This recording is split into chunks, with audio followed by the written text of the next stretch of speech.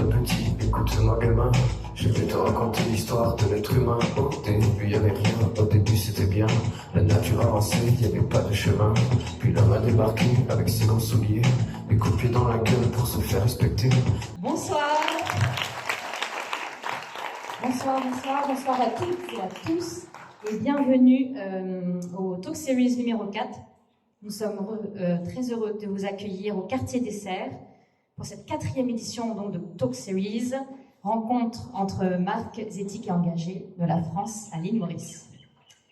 Ça me fait très plaisir d'être aussi nombreux ce soir. Je vois des têtes connues, des habitués du concept et des nouvelles têtes, donc bienvenue aux nouvelles. Et pour les nouveaux, Talk Series, qu'est-ce que c'est ? C'est un lieu d'échange qui interroge sur les sujets qui comptent à l'île Maurice comme ailleurs. Des sujets qui permettent à l'entreprise d'aujourd'hui de réinventer le monde de demain. Je me souviens quand on a commencé à travailler sur Talk Series, la première édition, décembre 2021, les frontières étaient fermées, restriction Covid, on pouvait être que 50. Et regarde-nous aujourd'hui, 2 ans plus tard, devant plus de 150 personnes. Et ça fait plaisir. Oui, mais par contre, il y a une chose qui n'a pas changé. C'est qu'on parle toujours de sujets qui sont engagés.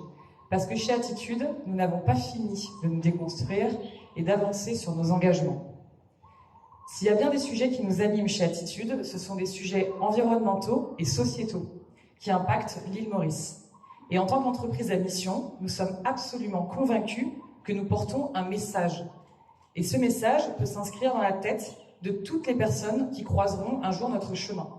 Et notre chemin, ça peut être dans nos bureaux, sur nos réseaux sociaux, sur notre site internet ou encore sur nos transats.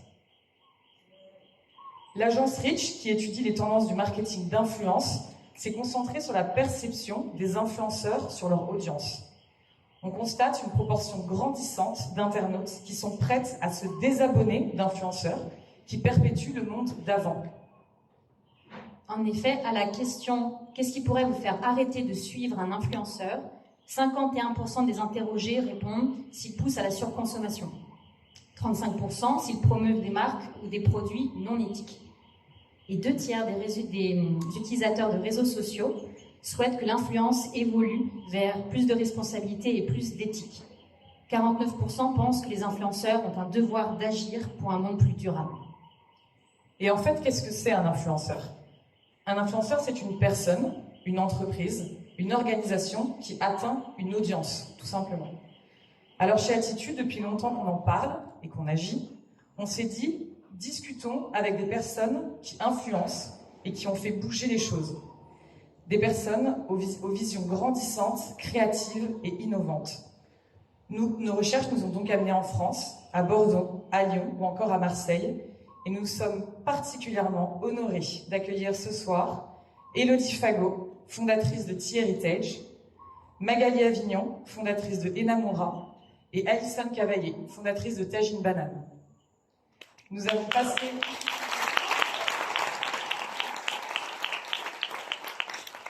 passé la semaine avec Élodie, Magali et Alison à la rencontre des marques mauriciennes qui font briller notre île par leur démarche responsable et innovante. Ces chefs d'entreprise nous ont ouvert leurs ateliers, leurs usines ou encore leurs exploitations pour permettre la collaboration en toute transparence. Ce soir donc, nous questionnerons autour des thématiques de l'engagement, du sourcing, des challenges de l'entrepreneuriat, du local ou encore de la créativité. Donc autour de ces 3 tables, pour accompagner les marques françaises, il y aura aussi à chaque fois des homologues ou des personnes du même réseau que les marques françaises, mais voilà, leurs homologues mauriciens. Et pour animer ces 3 tables rondes, nous avons fait appel à celle qui a su prendre le pari de fédérer autour du local, du savoir-faire mauricien pour créer des pop-up stores à travers l'île, afin de donner de la visibilité aux jeunes entrepreneurs. My Pop-Up Store, c'est 90 marques locales représentées, 40 marques vendues dans nos boutiques Attitude. Merci d'accueillir la passionnée et la brillante Elisabeth.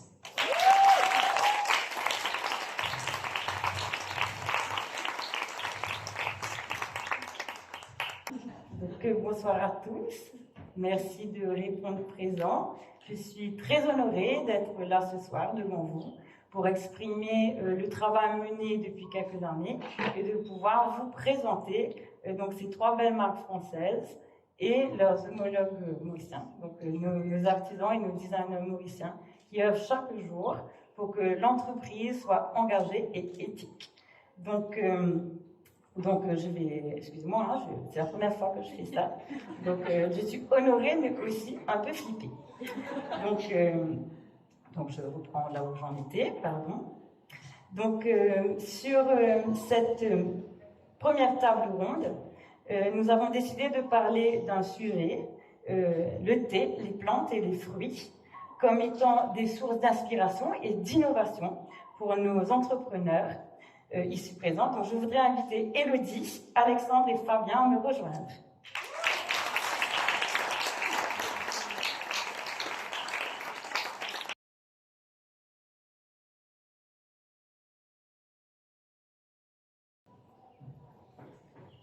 Donc vous pouvez applaudir Élodie Farot de l'entreprise Team Heritage. Vous avez Fabien Boulet de chez Indica et vous avez Alexandre Aurélien de chez Takamaka. Donc installez-vous, je vous en prie. Donc je vais vous faire une petite introduction à chaque personne. Voilà. Donc Élodie de Team Heritage. Donc Élodie a fondé en 2013 une marque lyonnaise 100% française avec un concept très innovant. Proposer des sachets de thé aux formes et aux goûts originaux. C'est elle qui a imaginé ces adorables petits sachets aux formes diverses et variées. Donc vous avez le petit ours, la petite étoile. Donc ce sont des sachets de thé à forme originale. Et donc c'était un pari fou au départ. Et le succès de la marque s'est fait assez rapidement pour Élodie. Ses débuts ont été très prometteurs. Et il s'agit aujourd'hui d'une marque engagée, certifiée bio. La maison ne sélectionne que des arômes naturels, des morceaux de fruits entiers, et c'était son labellisé Ethical Tea Partnership. Donc aujourd'hui, son équipe est composée de 7 personnes et la marque est diffusée à l'international dans plus de 40 pays.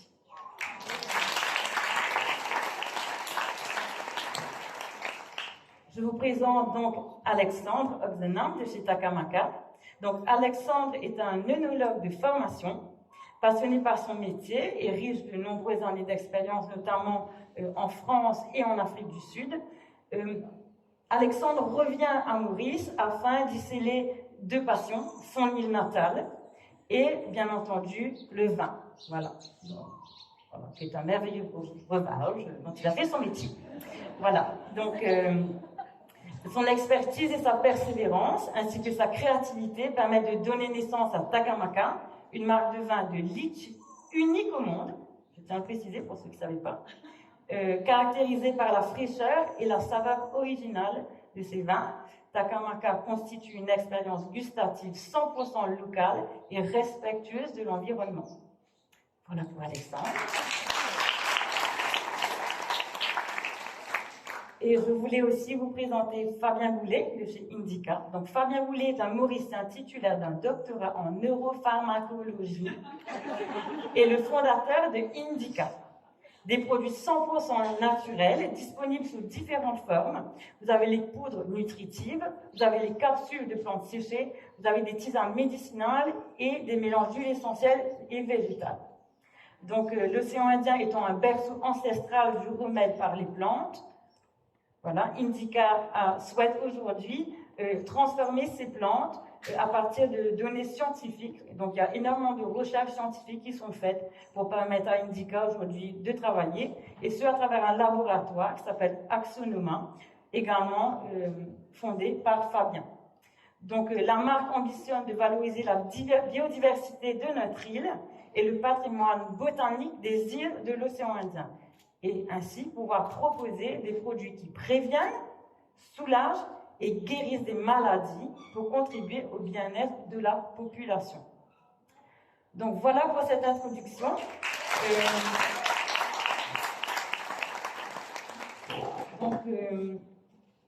J'ai moi-même concocté une petite mini-intro, voilà, au sujet avec l'équipe.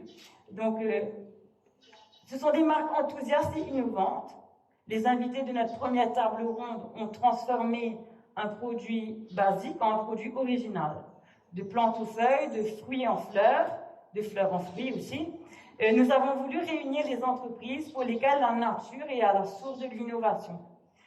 Tisaneurs et herboristes 2.0, œnologues visionnaires qui transforment le litchi en vin. Ce sont loin d'être de simples breuvages, ce sont des marques qui partagent des valeurs communes.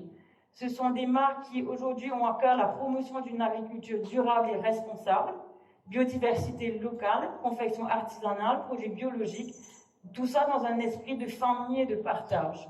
Leur métier et leurs connaissances sont les piliers de leurs aventures entrepreneuriales. Leurs marques sont douces et séduisantes, leurs convictions fortes et puissantes, leurs démarches se veulent transparentes et responsables. Donc, je vais vous poser une question à tous les trois, et vous aurez un petit temps de parole, bien sûr. Voilà, donc, pensez-vous que vos métiers de tisaneurs et d'herboristes, d'œnologues, doivent être transmis pour pérenniser votre activité et accroître votre visibilité? Que pensez-vous de la transmission de savoir? Donc, peut-être Élodie de TNP, tu peux nous en dire plus?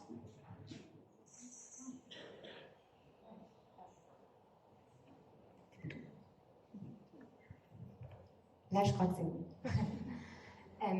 Je vais te demander de répéter le tout début de la question, que je pense que j'ai raté. Pas de souci. Pensez-vous que vos métiers de tisaneur et d'herboriste 2.0, d'œnologue, doivent être transmis pour pérenniser votre activité et accroître votre visibilité? Allez, c'est parti. Alors, chez nous, chez Thiritage, on a un peu deux secteurs d'activité. On a vraiment la fabrication du sachet de thé avec les petites formes. Ça, c'est vraiment une innovation qu'on a créée. Et on a aussi la création de recettes. On crée toutes nos recettes de thé. Donc, forcément, le thé ne pousse pas en France. Donc, à partir de là, c'est pas très local.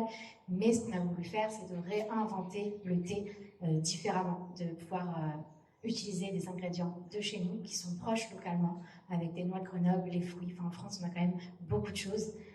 Pour réussir à créer des nouvelles recettes. Et je pense que c'est ça que nous devons transmettre, c'est de montrer qu'on peut réinventer nos produits qu'on a depuis des années et qu'on peut les réinventer de façon plus durable. Et je pense que c'est ça qu'il faut transmettre. Je ne vais pas apprendre à mes concurrents à faire des sachets de thé en forme de cœur, évidemment, mais je pense qu'ensemble, on peut aller dans la même direction et avoir cette transmission-là, justement, plus durable, dans les ingrédients qu'on choisit dans le sourcing du thé. Voilà. Merci beaucoup, Élodie. Je ne sais pas, Fabien, est-ce que tu voudrais répondre? Oui, alors bonjour à tous. Effectivement, je rebondis sur un point que Élodie a mis en avant, qui est de vraiment réinventer. Pour nous, c'est à peu près pareil, en fait. Finalement, Indica, notre vocation, c'est vraiment la valorisation, comme tu l'as dit également, Isabelle, la valorisation de la biodiversité locale. Et quand on parle de biodiversité locale, finalement, c'est toutes les plantes médicinales et le patrimoine botanique et indigène de la région et de l'île. En fait, finalement, à Maurice, il n'y a pas vraiment de métier de tisaneur ou d'herboriste, contrairement à la Réunion, où on peut vraiment trouver des métiers de tisaneur qui se transmettent de génération en génération. À Maurice, on ne retrouve pas forcément cela. Et pour nous, c'est un vrai challenge parce qu'on veut justement valoriser les plantes médicinales. Et finalement, tous les vestiges qui nous restent aujourd'hui, ben, c'est quelques bouquins qui ont été écrits, des données scientifiques. Donc nous, on est reparti de tout ça pour vraiment essayer de justement ressusciter ou faire revivre ou réinventer justement les plantes médicinales qui étaient connues de nos grands-parents, de nos arrière-grands-parents. Tout un tas de connaissances finalement ancestrales qui se perdent de génération en génération. Donc je pense que c'est ça qui est important et voilà, donc la première étape est enclenchée. Et maintenant c'est d'arriver à justement faire durer tout ça et faire durer la société, la marque dans la continuité. Et Alexandre, quel est ton avis sur le sujet? Voilà, transmettre son savoir-faire. Merci beaucoup Fabien. Voilà, œnologue, secret de fabrication, comment ça se passe pour toi? Quelle est l'importance de la transmission de savoir pour toi? Alors, faire du vin avec des litchis, c'est déjà une formidable aventure. quelque part, j'ai l'impression d'être un défricheur, sortir des sentiers battus et le tracer comme ça. Et je pense que la transmission est primordiale parce que on acquiert une certaine connaissance, une certaine expérience qu'on découvre. Et après, il faut que les générations futures puissent en bénéficier pour aller plus loin encore dans le travail qui aura été enclenché. Donc, il faut un point de départ quelque part. Donc, moi, je suis éventuellement le point de départ, et j'espère que d'autres suivront derrière et amélioreront le process, parce qu'on a quand même 2000 ans à rattraper par rapport aux vignerons qui font du vin en France. Donc, les fruits tropicaux ont de l'avenir. Oui, pas tous, mais certains définitivement, oui. Merci beaucoup. Donc, je voudrais poser donc la prochaine question à Elodie, donc The Heritage. Elodie, vous avez hérité de cette tradition du tea time, vous aussi, par l'une de vos grand-mères. Nous aussi, à l'île Maurice, on a la tradition du tea time. Donc, c'est la trace de l'influence britannique, n'est-ce pas? Et le fameux tea time est intégré dans nos vies de Mauriciens. Donc, sur un marché aussi concurrentiel que celui du thé et des tisanes à travers le monde, comment avez-vous fait pour vous différencier et quelle aura été votre motivation et quelle est votre motivation encore aujourd'hui? Alors là, il faut un petit peu revenir il y a de très nombreuses années quand j'étais toute petite avec ma grand-mère et que j'étais obligée de faire ce fameux tea time. C'est vrai qu'à 5 ans, c'était pas très drôle pour moi parce que je devais rester devant ma tasse de thé jusqu'à ce que tout le monde ait fini. Là, j'étais un petit peu le moment d'ennui et je faisais des petits nuages de lait dans ma tasse pour dessiner. Et un petit peu plus tard, quand j'avais 21 ans, je voulais des sachets de thé en forme de cœur pour Saint-Valentin. Parce qu'il commence à y avoir plein de choses dans le monde de la boisson, très sympa, le latte art, des boissons roses, etc. Mais le thé, c'était un secteur où il n'y avait pas du tout d'innovation. C'était un petit peu ennuyant, on va dire, comme produit. On fait son thé, mais il n'y a pas trop de valeur ajoutée à part les recettes. Donc je voulais vraiment qu'on puisse redynamiser le secteur du thé en créant un petit attrait visuel, plus ludique, plus poétique. Donc c'est parti comme ça, et aujourd'hui, ça va être vraiment de pouvoir toucher les gens à travers un produit qui reste beau, mais toujours bon aussi pour la santé. Donc voilà, ma motivation, ça va être ça, c'est de rendre le thé plus ludique, plus accessible, plus sympa, et de continuer à créer de l'innovation dans ce secteur, autant par les recettes et aussi par forcément le visuel qui est notre cœur des métiers. Donc si vous avez des suggestions de formes de sachets de thé, allez-y. On a plein d'idées, mais on a le dodo, peut-être qu'il y aura un petit clin d'œil dans les prochaines collections. Si j'ai été inspirée par l'île, c'est bon, je ne doute pas. Merci beaucoup, Elodie. Donc, ma prochaine question, elle est pour Fabien d'Indica. Donc, poudre et capsules de plantes, tisane, huile végétale essentielle. Votre savoir-faire prend des formes multiples aussi.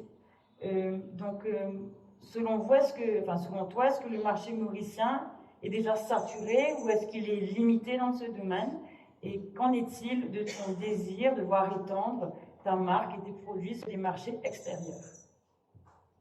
Alors oui, je pense effectivement que je partais que le marché mauricien est saturé, mais c'est vrai que quand on rentre dans un supermarché, une pharmacie ou un magasin bio, effectivement, on réalise qu'il y a quand même beaucoup de marques de thé, beaucoup de marques de compléments alimentaires. Donc effectivement, les étagères sont déjà très très bien fournies, mais je pense que, encore une fois, comme Elodie disait, il y a encore beaucoup de place pour innover en fait. Parce que ne serait-ce que sur le complément alimentaire, donc vous pouvez voir le petit gélule ici.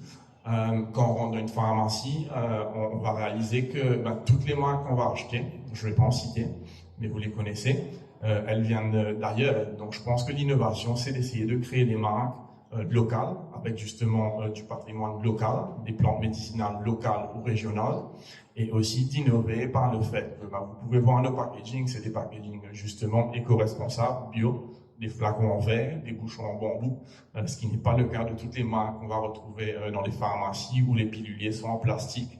Donc je pense qu'effectivement, il y a beaucoup de concurrence, beaucoup de compétition, mais le marché n'est pas saturé. Si on arrive à innover, on va forcément trouver sa place sur les rayons.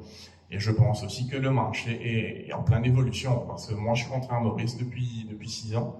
Et depuis 6 ans, on n'arrête pas de voir des magasins bio, organiques qui se créent. Il y en a de plus en plus, avec justement des produits tels que comme Intica le fait. Donc je pense qu'effectivement le marché est plus en croissance et c'est à nous d'innover pour réussir à avoir une petite place en tant que marque mauricienne parmi toutes les marques étrangères. Et ensuite, il y avait une seconde partie dans la question, c'était le développement à l'international. Oui, effectivement, on y pense.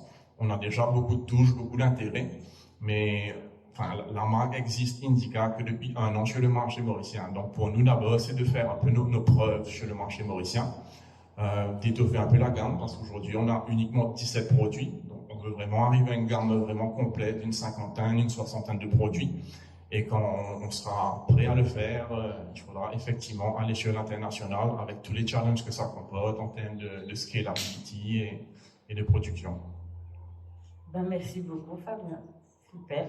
Et maintenant, j'ai une question pour Takamaka, donc pour Alexandre. Donc, faire du vin avec du litchi, c'est une success story, mais un pari audacieux. Voilà, c'était un défi pour un œnologue de formation. Pardon. Pourtant, j'avais bien répété le mot plusieurs fois. Mais donc, l'œnologie, autrement, c'est ce que vous prenez. Voilà, vous voulez faire du vin différent et différemment. Comment avez-vous réussi à vous affranchir des difficultés de vos débuts? Et quels sont les enjeux actuels de votre marque? Enfin, je vous dis, c'est faire du vin avec du litchi. J'imagine que vous avez rencontré des difficultés, crédibilité, légitimité, pénibilité du travail, durabilité de l'entreprise, l'éthique. Comment faites-vous par rapport à tout ça? Effectivement, les défis ont été multiples. Au départ, c'était un défi technique. C'est vinifier un fruit autre que le raisin. Bon, quand on fait une formation d'œnologue, c'est la vigne, évidemment. Hein. Il y a beaucoup d'empélographie, de viticulture, etc. Donc, mais comme moi, je suis un passionné et j'avais le projet de faire un vin de terroir mauricien. Mais malheureusement, ou heureusement d'ailleurs, je ne sais pas, implanter de la vigne à Maurice, c'est une expérience très, très compliquée. Il y a même ici, à la Bourdonnais, il y a une vingtaine d'années, des essais qui ont été réalisés, mais qui n'ont pas été concluants parce que le climat ne s'y prête pas. Donc ceci dit, aujourd'hui, avec la technologie, avec la chimie, etc., on peut faire beaucoup de choses. Mais après, est-ce que aller contre la nature, est-ce que c'est une bonne idée? À mon avis, non. Parce que le climat à Maurice, il y a beaucoup trop d'humidité, donc beaucoup de maladies cryptogamiques. Donc il aurait fallu traiter avec des produits phytosanitaires. Donc la vigne, elle ne pourrait pas pousser facilement. Pas d'espèce viticinifera en tout cas. Mais voilà, non, on aurait eu 2 récoltes par an parce qu'on n'aurait pas eu de repos végétatif, c'est pas assez froid pour ça. Donc 2 récoltes par an, beaucoup d'humidité, des cycles d'ensoleillement relativement courts. Ben, toutes les conditions sont réunies pour faire un vin médiocre, cher à produire et anti-écologique. Ce n'est pas du tout ma vision des choses. D'accord. Donc j'ai tout de suite, je me suis tout de suite orienté sur les fruits locaux qu'on a à disposition, bien de chez nous. Et ça a été le litchi, parce que c'est un fruit qui se prête parfaitement à une fermentation alcoolique. Et puis, les arômes qu'on retrouve dans un litchi, on retrouve les mêmes familles aromatiques dans des raisins de muscat, par exemple. Donc voilà, bon, ce que j'ai fait après, c'est 80% d'œnologie qui ont le transposé à un fruit différent. Donc il y a 20% d'empirisme, comme on dit, de trial and error, pour pouvoir comprendre. Donc pendant 15 ans, j'ai travaillé sur le process avant de me lancer. Et donc la première difficulté, le premier défi était un défi technique. Et ensuite, bon, après, défi administratif, défis financiers, et puis les concurrents qui ne sont pas très très contents de voir tout ça. Donc j'ai eu ma dose de défis. Mais bon, après, oui, il faut être passionné, il faut aimer, voilà. Et puis ces défis sont des challenges qu'il faut surmonter étape par étape, l'un après l'autre, voilà. Donc du coup, tu pourras répondre à la dernière question de cette table ronde. Qu'est-ce qu'une marque durable pour toi, en tant qu'entrepreneur? Je pense que une marque durable, c'est une marque qui doit naître d'une conviction. Mais la conviction, elle est belle en soi, mais si elle n'est pas concrétisée dans un engagement fort, ça ne sert à rien. Donc je pense que quand on fait un produit, quand on travaille avec la nature, c'est important à chaque étape de la chaîne de valeur, d'avoir une considération environnementale. Par exemple, on utilise de l'eau pour nettoyer nos cuves, etc. Comment on peut faire pour préserver l'eau? On récupère l'eau de la toiture. Donc avec cette eau de récupération, on va nettoyer nos cuves après la fermentation. Et ensuite, une fois que le vin est fermenté et qu'il est soutiré dans une autre cuve, on va utiliser cette eau pour laver la cuve de fermentation. Et cette eau va être récupérée une seconde fois, parce qu'elle sera enrichie en matière organique. Cette eau va être récupérée une seconde fois pour faire de la fertilisation et de l'épandage de notre verger et de notre potager. Donc depuis le même volume, nous sert deux fois. Une fois pour nettoyer et la seconde fois pour irriguer, fertiliser verger et potager. Et ensuite, toutes les parties solides, donc péricarpe, noyau, pulpe, sont compostées systématiquement et ça repart dans la nature. Donc on prend tout ce qu'on prend de la nature, repart, sauf l'alcool. Voilà, super. Alors, très bien, merci beaucoup. Donc, Fabien, est-ce que tu pourrais nous en dire plus aussi sur qu'est-ce qu'une marque durable pour toi? Alors, je pense qu'effectivement, Alexandre a quand même pas mal résumé la chose, mais je le rejoins sur le point. Pour moi, une marque durable, c'est une marque aussi soucieuse de l'environnement. Et nous, par exemple, à Indica, on a fait quand même certains choix forts qui sont aujourd'hui les valeurs de la marque, comme par exemple les circuits courts. Comme Alexandre disait, bien, il va produire avec du lait qui va se faire à disposition. Donc nous, effectivement, on se dit que la matière première qu'on utilise, on veut la sourcer à Maurice. On essaye autant que possible de la sourcer chez nous-mêmes, à Indica, puisqu'on fait pousser. On est à Ferney, on a 22 arbres. Et ce qu'on veut éviter, c'est que la matière première fait 3 fois le tour de la planète avant que ça arrive chez nous. Donc ça, c'est vraiment important pour nous, vraiment soucieux de l'environnement. Et aussi, c'est ce que je disais avant, tout ce qui est packaging, justement, être responsable de l'environnement. À Maurice, justement, il y a eu des lois qui ont passé sur tout ce qui est plastique à usage unique. Nous, on est vraiment très soucieux de ça, justement. C'est pour ça qu'on essaye d'utiliser au moins possible tout ce qui est plastique dans nos emballages et notre packaging. Et voilà, et ensuite aussi, pour nous, c'est vraiment la sensibilisation. Justement, sensibiliser sur le patrimoine.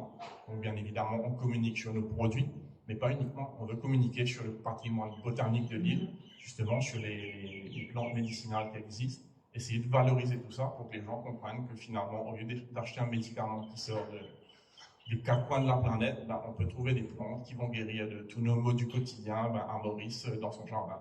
C'est super. Voilà. Beau projet, merci Fabien. Et on finit sur la question de la durabilité. Alors, je pense qu'ils ont déjà donné beaucoup d'éléments sur tout ce qui était par rapport aux produits, donc vraiment bien maîtriser chaque sourcing de chaque produit, savoir d'où ils viennent et comment ils sont fabriqués, dans quelles conditions. C'est quelque chose de traçabilité du produit dans le bio qu'on est vraiment obligé de suivre. Mais la durabilité va aussi aller un peu plus loin dans le packaging. C'est vrai qu'on a commencé à relocaliser en France, dans un rayon de 50 km, la fabrication de packaging aujourd'hui. Et ça va aussi aller dans la durabilité de la vie de l'entreprise, comment on gère son entreprise au quotidien, d'avoir toujours une vision assez claire de où on veut aller. Donc nous allons continuer sur la deuxième table ronde. Donc pour cette deuxième table ronde, nous allons parler d'objets d'art et de décoration. Donc voici ce que propose cette deuxième table ronde, donc avec nos 3 marques dirigées et créées par des femmes, donc pour lesquelles art de vivre et entrepreneuriat sont indissociables. Donc j'invite Magali Avignon de la marque Enamora, Nadine Demartitella de Pigmenti et Hélène de Saint-Dié des ateliers Hélène de Saint-Dié.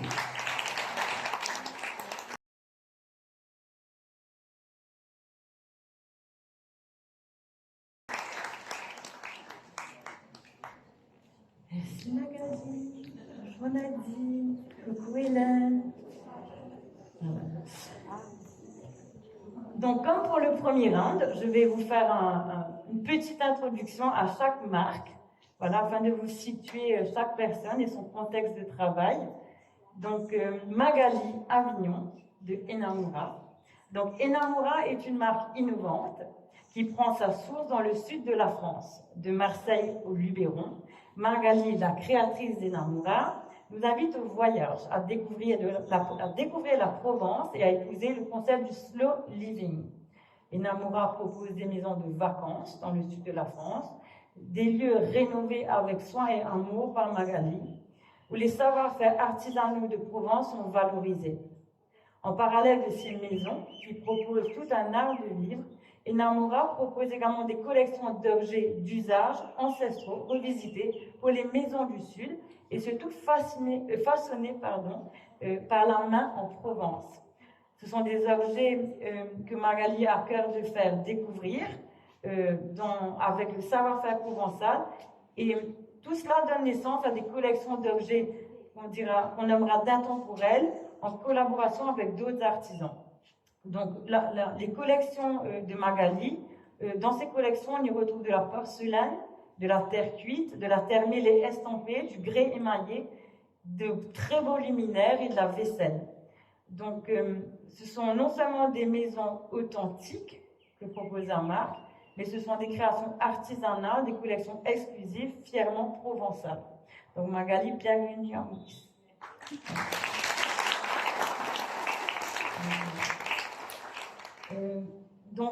Nous avons aussi Nadine de chez Pigmented qui est là. Big up family. Pardon, c'était mon petit clin d'œil. C'est pour la détendre. Donc, Nadine est une artiste mauricienne, designer graphique de formation, qui en revenant sur son île natale a décidé de réaliser son rêve, ouvrir son studio de poterie et partager sa passion avec les autres. Chaque produit est unique et fait main. Ses collections sont inspirées par son environnement. Elle a des poules dans son jardin. Son île est de tous ses paysages. Des couleurs vibrantes, des formes originales et un savoir-faire artisanal, des objets de la vie de tous les jours, sublimés par les mains d'une artisane, designer de talent. La transmission du savoir-faire artisanal est une valeur qu'elle affectionne particulièrement. L'authenticité, la communauté et l'innovation sont pour Nadine des notions importantes au cœur même de son processus de création. Welcome Nadine. Et nous avons aussi avec nous Hélène de Senneville. Donc Hélène est une artiste confirmée qui a pendant plus de 30 ans géré une galerie d'art à Pointe-aux-Canonniers. Depuis maintenant quelques années, Hélène se consacre à son atelier de céramique. Elle a été une pionnière, et je tiens à le dire, dans la valorisation de l'art mauricien, de sa représentation et de sa diffusion. Elle définit son activité comme de l'artisanat d'art, ne pouvant dissocier artisanat et art. Marcel Duchamp appelait ça l'inframince. Son challenge, créer des objets décoratifs avec l'aide d'autres femmes, avec qui elle signe maintenant des créations par LA pour l'atelier. L'atelier consiste en un travail collectif du quotidien, formateur et accompagnateur pour les femmes collaboratrices qui le composent, avec en son sein un désir de transmettre ses connaissances et son savoir-faire. Donc bienvenue à toi aussi, Hélène. Merci d'être parmi nous. Donc voilà, pour ma petite mini-intro, normale. Donc suite au Covid-19, nous avons pu observer dans le monde de la décoration des tendances et des comportements d'achat convergeant vers l'émotivité face à l'objet. Ça, je tiens à le dire. Je pense que l'émotion lors de l'acquisition d'un objet est extrêmement importante aujourd'hui, tout comme la notion de durabilité de l'objet. Peut-être plus cher, ces produits sont toutefois de meilleure qualité et font sens dès lors qu'on les achète et qu'on les emmène chez nous. Il s'agit d'acquérir des objets que l'on voudrait intemporels, tels de grands noms du design historique, la chaise Eames par exemple, des objets que l'on pourrait transmettre, des objets qui s'intègrent à notre mode de vie et qui font sens au sein de nos foyers. Il y a aussi la notion de vintage, le fait de chiner, qui est devenu super trendy. Le consommateur cherche à retrouver la signature de la main. Et ça, c'est hyper important lorsqu'il s'agit d'aborder aujourd'hui les notions d'objets d'art et de décoration. Le consommateur opte pour des matériaux plus simples, plus noble, plus naturel, ou percevoir la sensibilité derrière la création et de mise. En bref, aujourd'hui, on souhaite posséder des objets qui racontent des histoires et qui font sens pour chacun d'entre nous. Donc, je vais commencer par adresser une question à vous adresser une question à toutes les trois. Donc, selon vous, petit bouton, ça marche? Ça marche. Ah, merci. Donc, selon vous, est-il possible de concilier artisanat et de produire en volume? Pensez-vous que ces notions soient compatibles? Je commence. Oui, vas-y, Magali. C'est tout le challenge. C'est-à-dire, en effet, on va dire que vendre, proposer une histoire. Donc moi, je fais essentiellement des luminaires artisanaux fabriqués à la main. Donc, il est évident que c'est un projet, je le dis souvent, hommage à ma grand-mère, qui est là pour valoriser le savoir-faire et les formes traditionnelles. Je chine beaucoup. Certains connaissent peut-être l'île sur la Sorgue, qui est une mecque du vintage. Donc, l'idée, c'était de proposer, de rendre hommage à cet art de vivre provençal. Une fois qu'on a dit ça, moi, je viens du marketing et de la communication, donc c'est sûr que transmettre une histoire, c'est quelque chose que je sais faire, mais il fallait produire. Et aujourd'hui, j'ai fait le pari de produire, je ne sais pas si on m'entend. Oui, bien sûr. J'ai fait le pari de rassembler plusieurs artisans et de produire en fait, aujourd'hui j'ai 5 ateliers qui travaillent pour nous, et donc chaque atelier produit une partie en fonction de sa capacité. Donc ça a aussi un cercle vertueux, puisque l'idée c'était, on avait beaucoup d'artisans, il y a beaucoup de savoir-faire en Provence, beaucoup d'artisans qui voulaient vivre de leur passion, n'y arrivaient pas forcément. Et là, l'idée avec Enamura, c'est de leur proposer un revenu récurrent, donc tous les mois, en fonction de la capacité de production qu'ils me proposent, qu'ils mettent à la disposition de la marque. J'achète et je m'engage et je règle immédiatement. C'est aussi un avantage. L'intérêt, c'est de pouvoir avoir plusieurs artisans, et en fonction de la croissance de l'entreprise, l'idée c'est de développer et de faire travailler de plus en plus d'artisans locaux pour que le savoir-faire reste en Provence, pour que ce savoir-faire soit transmis. On parlait de transmission tout à l'heure, et donc l'idée c'est ça. Bien évidemment, j'ai espoir aussi on a vu disparaître beaucoup de manufactures dans notre région, donc j'ai espoir, et il y en a quelques-unes qui réouvrent, donc pour pouvoir compléter et avoir des collections en toute petite série, des collections un peu plus en grande série, et qu'on arrive à continuer. Donc aujourd'hui, je produis un tout petit peu à Limoges dans une manufacture provençale de la porcelaine, mais le reste est essentiellement produit en Provence, et j'espère pouvoir poursuivre ainsi. Merci beaucoup Magali, c'est chouette de voir qu'avec Enamura, du moins, artisanat et volume peuvent aller de pair sans oblitérer la signature de la marque. Oui, alors on l'évoquait tout à l'heure, c'est aussi beaucoup plus de travail, mais je crois qu'on est des passionnés, le travail ne nous fait pas peur, mais en termes de contrôle qualité, de suivi, c'est évidemment beaucoup plus compliqué de suivre une série d'ateliers plutôt qu'une manufacture. Bien sûr. Nadine, est-ce que tu peux nous parler de ta pratique et en quoi le volume peut des fois être un problème, ou peut-être aussi la question de la frustration chez la clientèle par rapport à des produits limités, exclusifs, rares, et comment tu arrives à satisfaire tout le monde? C'est pas évident de satisfaire tout le monde, parce que pour moi, par exemple, je suis toute seule. Il faut que j'arrive à un moment donné à trouver quelqu'un d'autre pour grossir et proposer des produits un peu partout. Mais qu'est-ce que je voulais dire? Alors, est-ce que pour toi, là, le fait de produire en volume est compatible avec ton art, avec ton artisanat? Oui, en fait, comme si c'est pas évident de faire du gros volume, parce que chaque pièce est faite à la main, et j'essaie de garder ce petit côté unique et magique dans chaque pièce. Et je pense que si c'est dans une grosse production, ce côté magique peut disparaître. Je dis toujours à mes clients, votre café, votre thé aura meilleur goût dans cette tasse-là, parce que j'ai passé du temps sur cette tasse-là.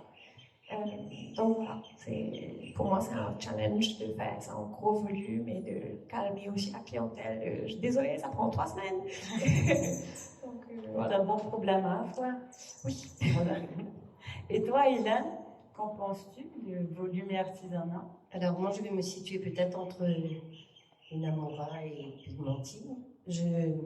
Au fait, quand j'ai débuté il y a assez longtemps, il n'y avait bien sûr pas du tout d'atelier où je pouvais exprimer en tous les cas ma créativité et demander de m'aider.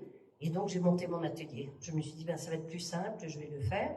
Donc c'est vrai que ça a été un challenge parce que je n'avais pas de formation vraiment, j'avais des toutes petites formations. Et c'est devenu un atelier beaucoup plus de création générale, après la galerie. Hein.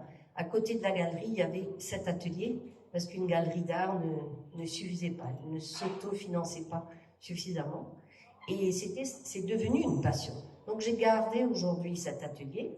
C'est pour ça que je signe L''A. Tout le jour on me demande, mais pourquoi tu signes pas Hélène de Senneville? Parce que je suis vraiment avec des femmes que j'emploie, et qui travaillent avec moi et qui sont mes petites mains.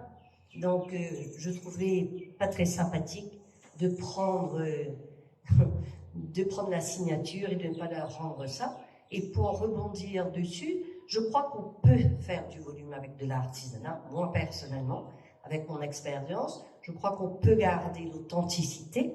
Je crois qu'on peut diriger, ça devient une direction artistique, qui est un prolongement de notre savoir-faire, donc c'est aussi une autre transmission, et moi ça ne me dérange pas.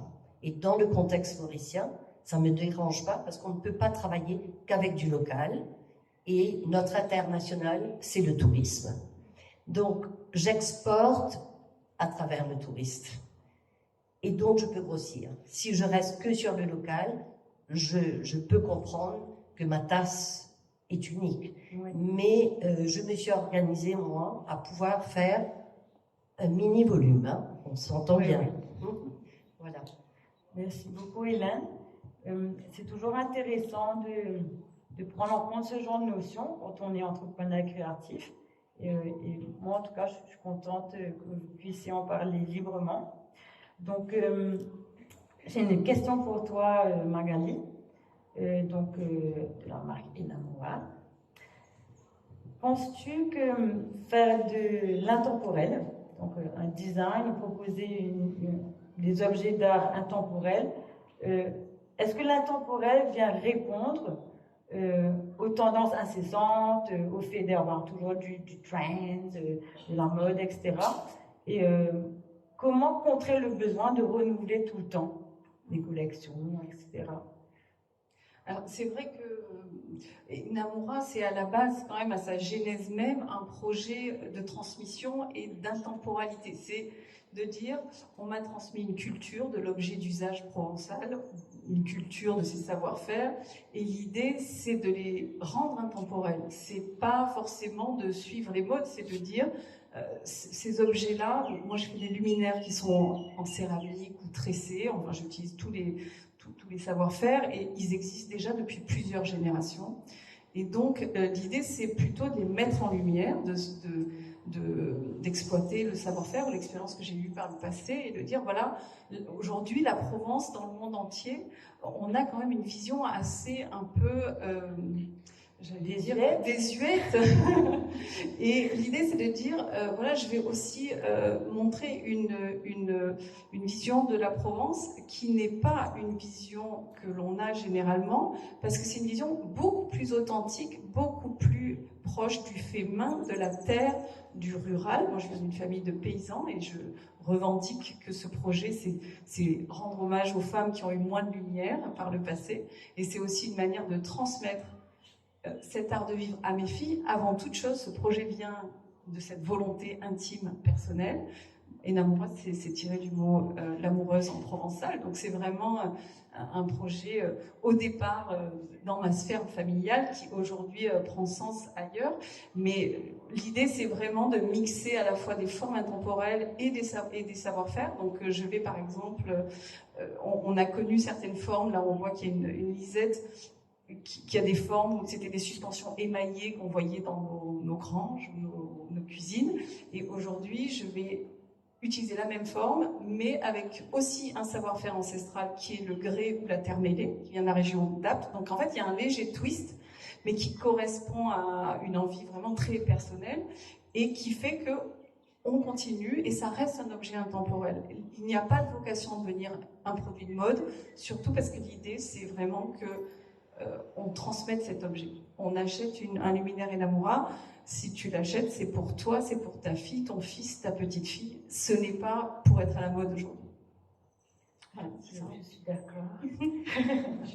Non, c'est très Je beau. m'emballe un peu quand je parle. Non, mais c'est très beau de voir, entreprendre, savoir des convictions ici et des valeurs. Et c'est chouette que tu puisses nous partager cet engagement de faire de la Provence un sujet intemporel, en fait, de tes origines, qui sont le démarrage de ta création.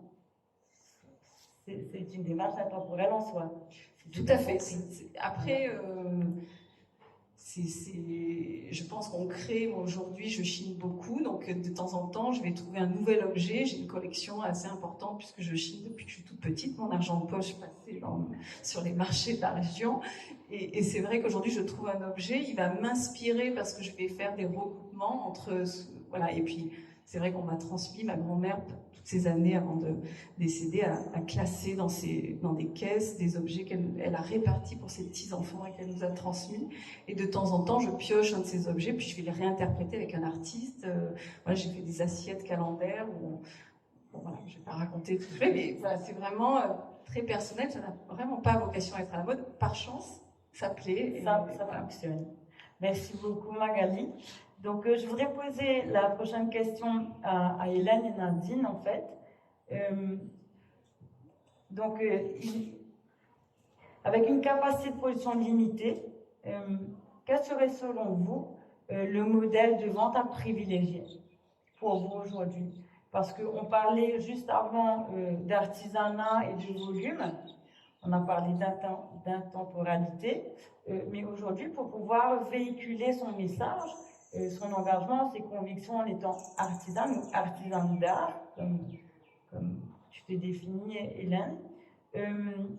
Quel est, selon vous, quel est pour vous le meilleur modèle de vente? Comment vous faites-vous connaître et pourquoi cette option dans l'artisanat? D'abord, je pense qu'en ce moment, on bénéficie d'un retour à l'artisanat qu'on n'a pas vu depuis longtemps. Moi, je me suis lancée dans l'artisanat il y a 34 ans. C'était fun, c'était un petit besoin, mais c'était pas aussi fort qu'après la pandémie et aussi la labellisation de notre artisanat pour certains, dont moi j'en fais partie, du Made in Maurice.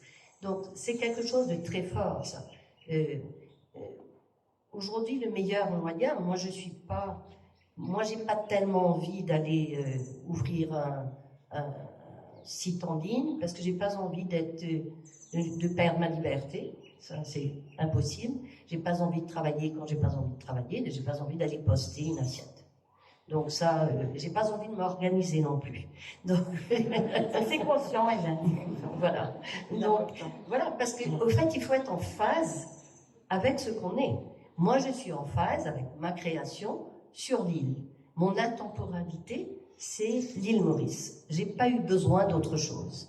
Je ne me suis jamais lassée d'un ananas, je ne me suis jamais lassée du lagon bleu, et j'ai rien fait encore de tout ça. J'ai des quantités d'idées et j'arrive pas à les faire.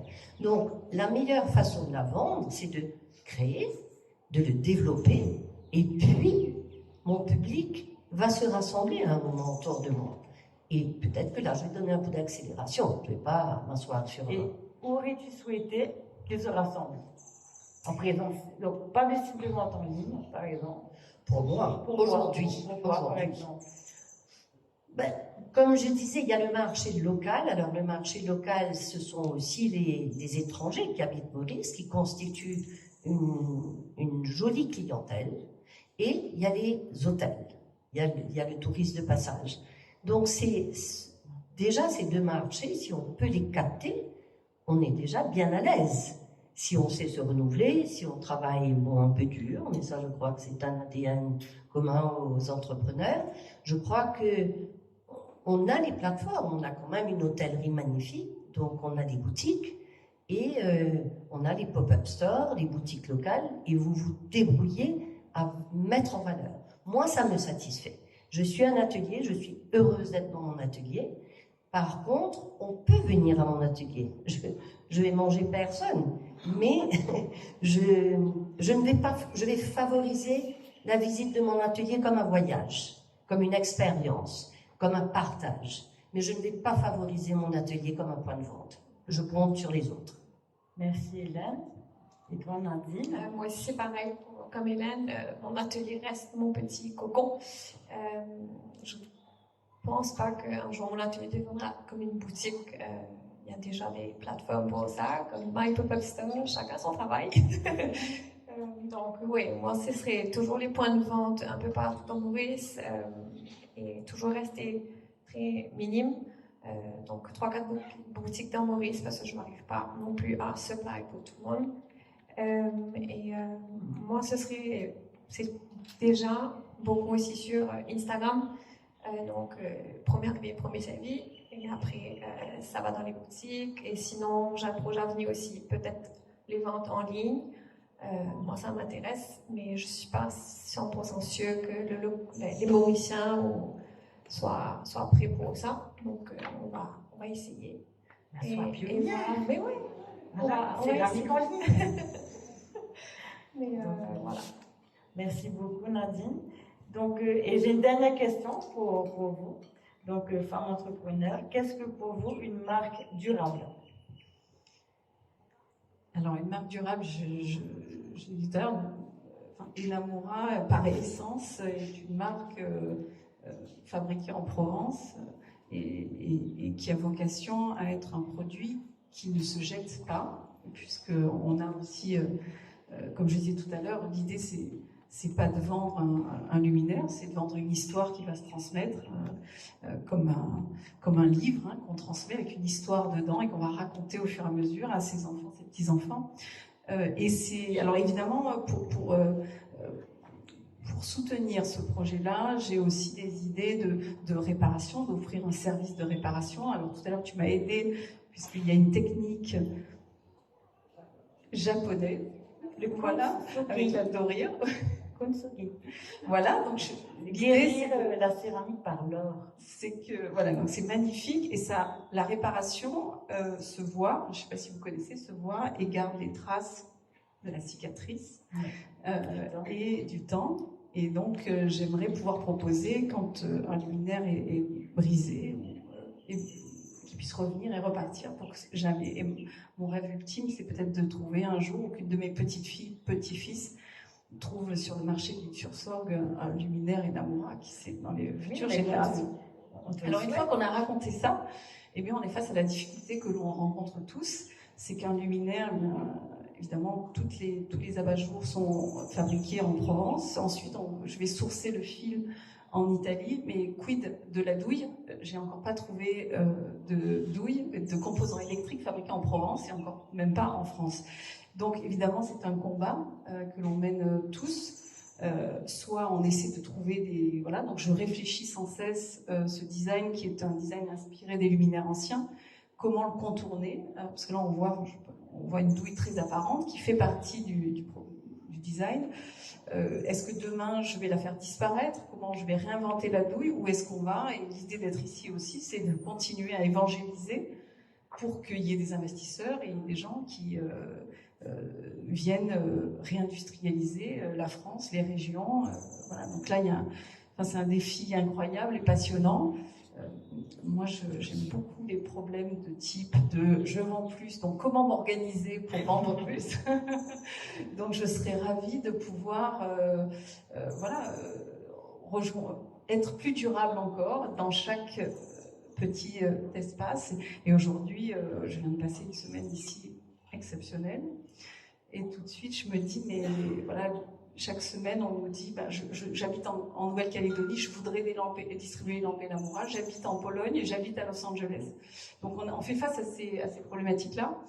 Et l'idée, c'est de dire, mais j'adorerais qu'Enamora soit distribué, mais aujourd'hui, toi, tu as fait le choix de distribuer des marques locales. Est-ce qu'il y a une vocation? Est-ce qu'Enamora se retrouve ici? Ou est-ce que c'est plutôt à moi de venir et avec les artisans locaux, qu'est-ce qu'on peut faire pour communiquer Voilà, donc tout ça, on va dire qu'on a un champ des possibles incroyable. On a évidemment envie de construire plein de choses partout où on va, et avec Nadine notamment, mais voilà, donc durable, mais à quel prix, comment? Et on doit tout réinventer. Il y a bien des gens qui font du vin avec des litchis, donc c'est possible. Merci beaucoup, Nadine. Alors, pour le côté durable, pour moi, c'est que l'entreprise déjà reste stable, donc dans la durabilité. Et dans la poterie, c'est pas évident à Maurice d'être très écolo, parce qu'on fait venir tout d'Afrique du Sud. Donc déjà, le transport, c'est pas top. Le plastique, c'est pas top. Mais quand je suis dans l'atelier, j'essaie au maximum de récupérer toutes les petites chutes d'argile. Je peux retransformer cette argile-là en vase, en tasse, en bijoux. Et aussi, mon emballage, c'est toujours avec le papier journal, du papier shred des entreprises et des produits mauriciens, papier en carton, etc. Ou des boîtes. Et aussi, c'est surtout moi j'ai très envie aussi de pouvoir donner ma connaissance pour que la poterie aussi se fasse connaître et que ça reste. Parce que j'ai entendu des histoires sur la poterie à Maurice, il y avait des ateliers extraordinaires ici et ça a disparu.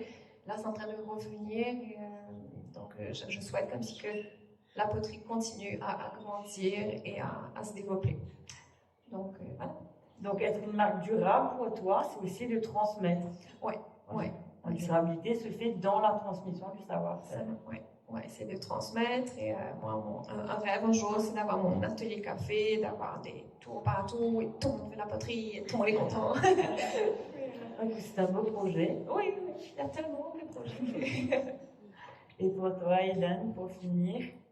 Alors, pour moi, c'est évidemment, quand je fais de la céramique ou je fais de la porcelaine ou autre chose, c'est de me dire à combien je peux être durable, parce que je réalise que je ne peux pas être à 100% durable, vu ce que Nadine a dit, mais d'essayer de vraiment puiser à Maurice tout ce que je peux. C'est-à-dire ne pas dire « Ah tiens, j'ai une idée, je vais faire ça ». De dire « Non, qu'est-ce que j'ai ici et qu'est-ce que je peux en faire ?» Donc c'est de tout le temps penser à l'envers de mon émotion. Ce n'est pas négociable tout le temps, ça c'est sûr, mais ça c'est très important. Pour moi, c'est vraiment la durabilité, c'est important. La seconde chose qui, moi, a toujours été extrêmement importante, c'est mon équipe. Je me suis retrouvée il y a de très nombreuses années à prendre des femmes. Je pense qu'à ce moment-là, il n'y avait pas tellement dans le milieu d'artisanat, de créa, il n'y avait pas tellement de possibilités, dans le nord en plus, sur la côte. On n'habitait pas tellement la côte. Donc j'ai commencé par des femmes. C'était des femmes souvent assez défavorisées. Et je me suis attachée à cette idée. Et c'est devenu vraiment quelque chose de très important pour moi. Et une marque durable, c'est une marque où je peux arriver à mettre un équilibre entre les gens qui travaillent avec moi et pas pour moi. Donc de casser un petit peu le dominant-dominé, qui est difficile, tout en restant patron quand même, et en donnant la notion de toi aussi tu peux y arriver. Et peut-être que si tu y arrives, dans la durabilité, ton enfant va y arriver. Ça, c'est vraiment pour moi un challenge qui vient aussi d'une autre formation que j'avais.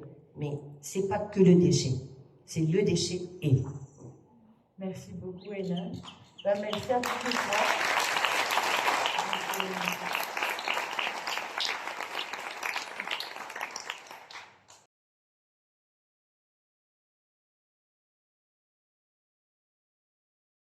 Donc, bonsoir mesdames. Voici la première question qui vous est adressée. Donc, c'est une question qui s'adresse à toutes les trois. Dès lors que l'on promeut une marque aux valeurs fortes et durables, la question du sourcing se pose. Où est-ce que je vais chercher mes matières premières? Vos trois marques se sont engagées sur la production. Comment cela se concrétise-t-il et en quoi est-ce de manière éthique? Donc, je ne sais pas qui veut commencer, qui veut se jeter à l'eau, Marianne? Allô. Bonsoir.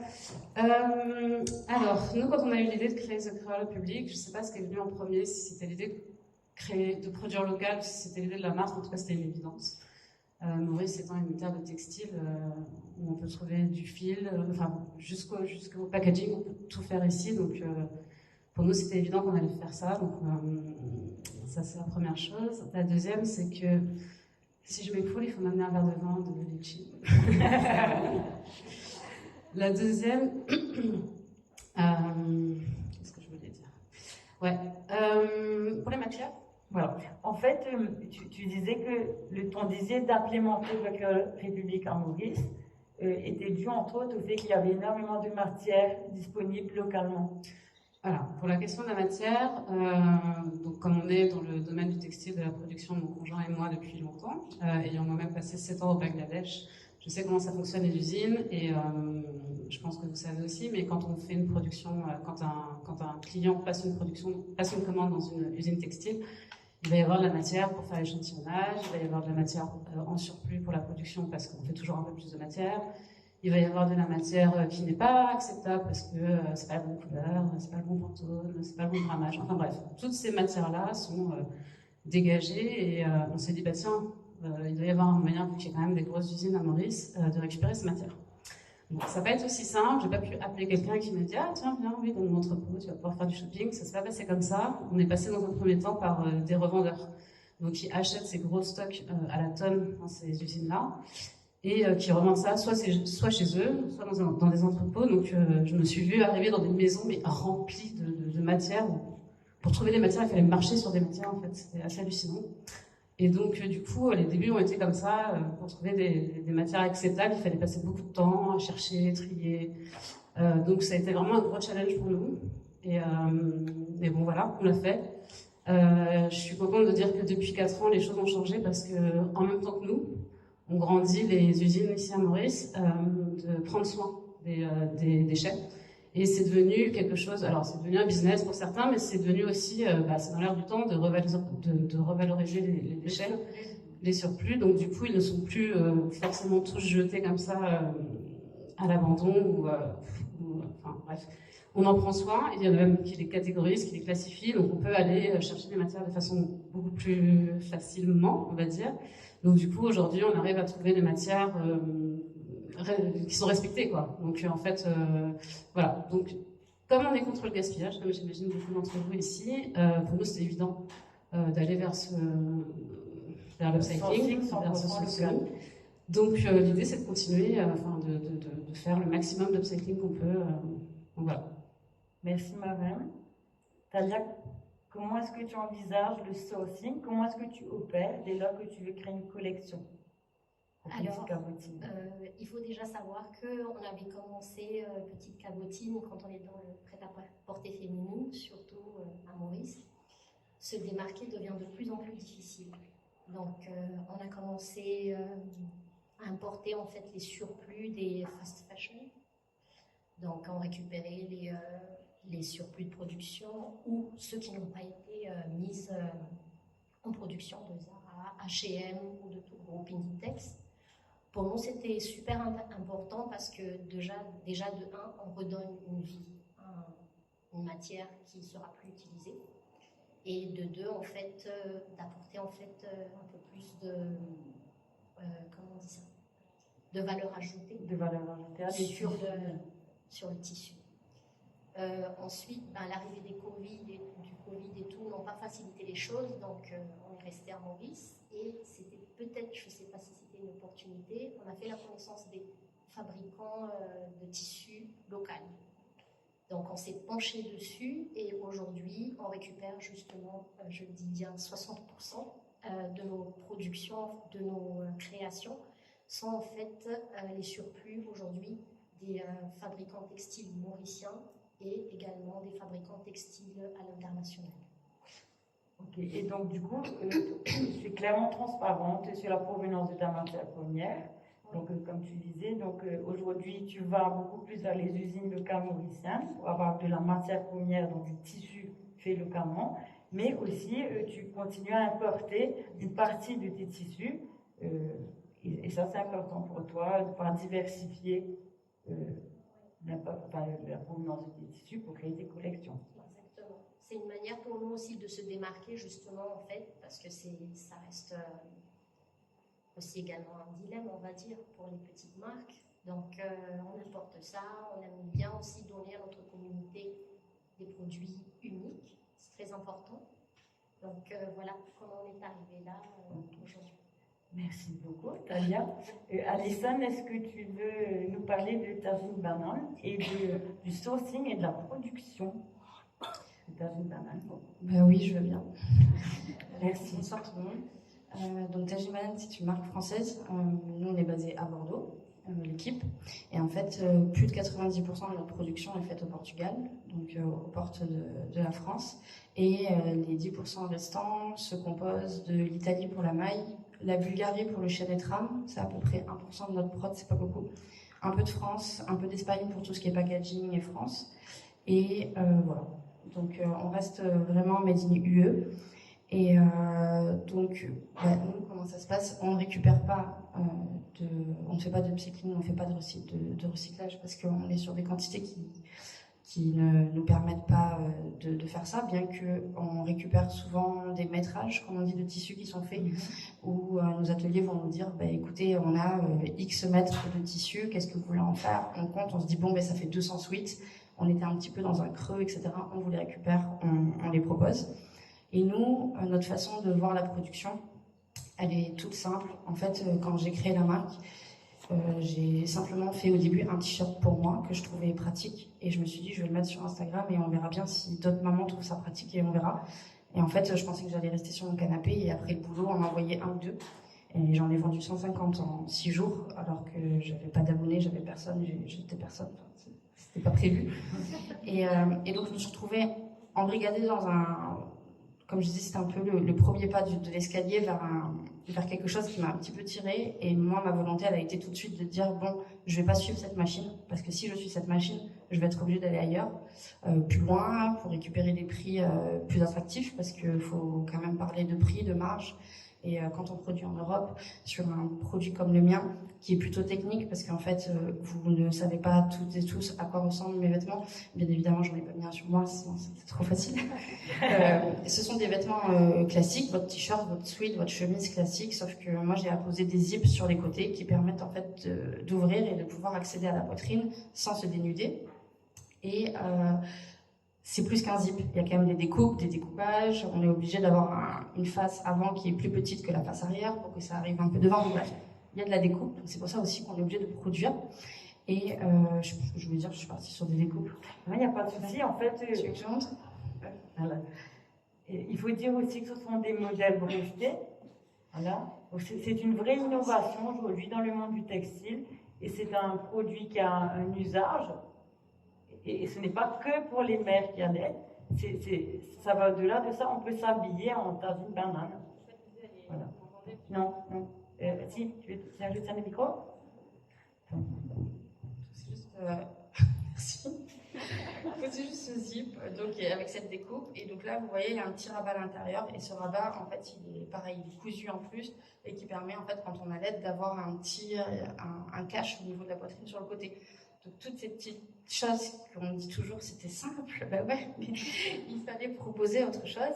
Et donc voilà, donc ça a été une idée que je trouvais pas forcément très bonne et que je me disais bon, parce que moi je prenais donc les t-shirts de mon mec et je mettais des coups de ciseaux dedans, je mettais un gros gilet et j'allaitais avec un trou. C'était pratique, mais au restaurant j'avais l'air de rien du tout, donc je me suis dit on va faire ça. Et donc la marque a connu un succès tout de suite parce que je pense que c'était un besoin et que j'étais vraiment pas la seule à avoir ce besoin-là. Et donc je me suis retrouvée, donc, comme je vous disais, dans cette espèce d'engrenage qui aurait fait que j'aurais pu perdre pied parce que c'est un monde impitoyable. Et nous, au lieu d'aller chercher de la marge ailleurs, au lieu de produire en plus grande quantité, parce qu'il y a quand même de la demande, et ça aussi c'est quelque chose qui est important, et si je peux me permettre un conseil, si vous êtes en création d'entreprise ou dans ce secteur-là, il faut écouter vos clients, mais pas que dans le sens où si on écoute vraiment, parce qu'on parle toujours de l'appât du gain, mais il y a aussi la demande, et si on écoute toute cette demande, je pense que ça rejoint du coup l'artisanat, etc. on va trop loin, on va trop vite et on fait un peu n'importe quoi. Donc nous, plutôt que d'aller délocaliser, d'aller chercher un petit peu de marge ailleurs, comme je te disais en off tout à l'heure, on a plutôt cherché à multiplier les ateliers que chercher des plus grosses usines. Donc on est passé en 4 ans de un atelier de confection à maintenant on a plus d'une trentaine. Et ces 30 ateliers ont leur capacité de production, ce sera pas plus, pas moins, leur timing, et tout, tu respectes tout ça. Et si tu respectes tout ça, en fait, tu respectes ta production, tu respectes chaque maillon de la production. Et quand c'est sold out, chez Tagine Banane, il faut savoir que quand on a la chance que quand on sort une collection, la plupart du temps, elle est un peu, elle part vite. Et des fois, on se fait engueuler, et on dit, continuez à nous engueuler, parce que c'est ça qui prouve que vos produits sont respectueux de la planète et des personnes qui l'ont touché. Donc voilà, il faut pas avoir cette espèce d'envie de plus. Il faut pas écouter les gens qui ont envie de plus. Il faut rester un peu dans ses exigences. Et ça permet de rester dans une production qui est du coup raisonnée et qui est éco-responsable. En plus, après derrière, il faut chercher des matériaux et des matières qui sont propres. Ecotex, GOTS, chacun après il mettra les conditions qu'il veut, mais pour nous c'est les nôtres. Et voilà. Merci Alison. Je voulais juste parler d'un point dont on a parlé en off. C'est vrai que vos 3 marques, vous avez à cœur aussi de connaître vos fournisseurs et d'être en accord avec leur manière de travailler aussi.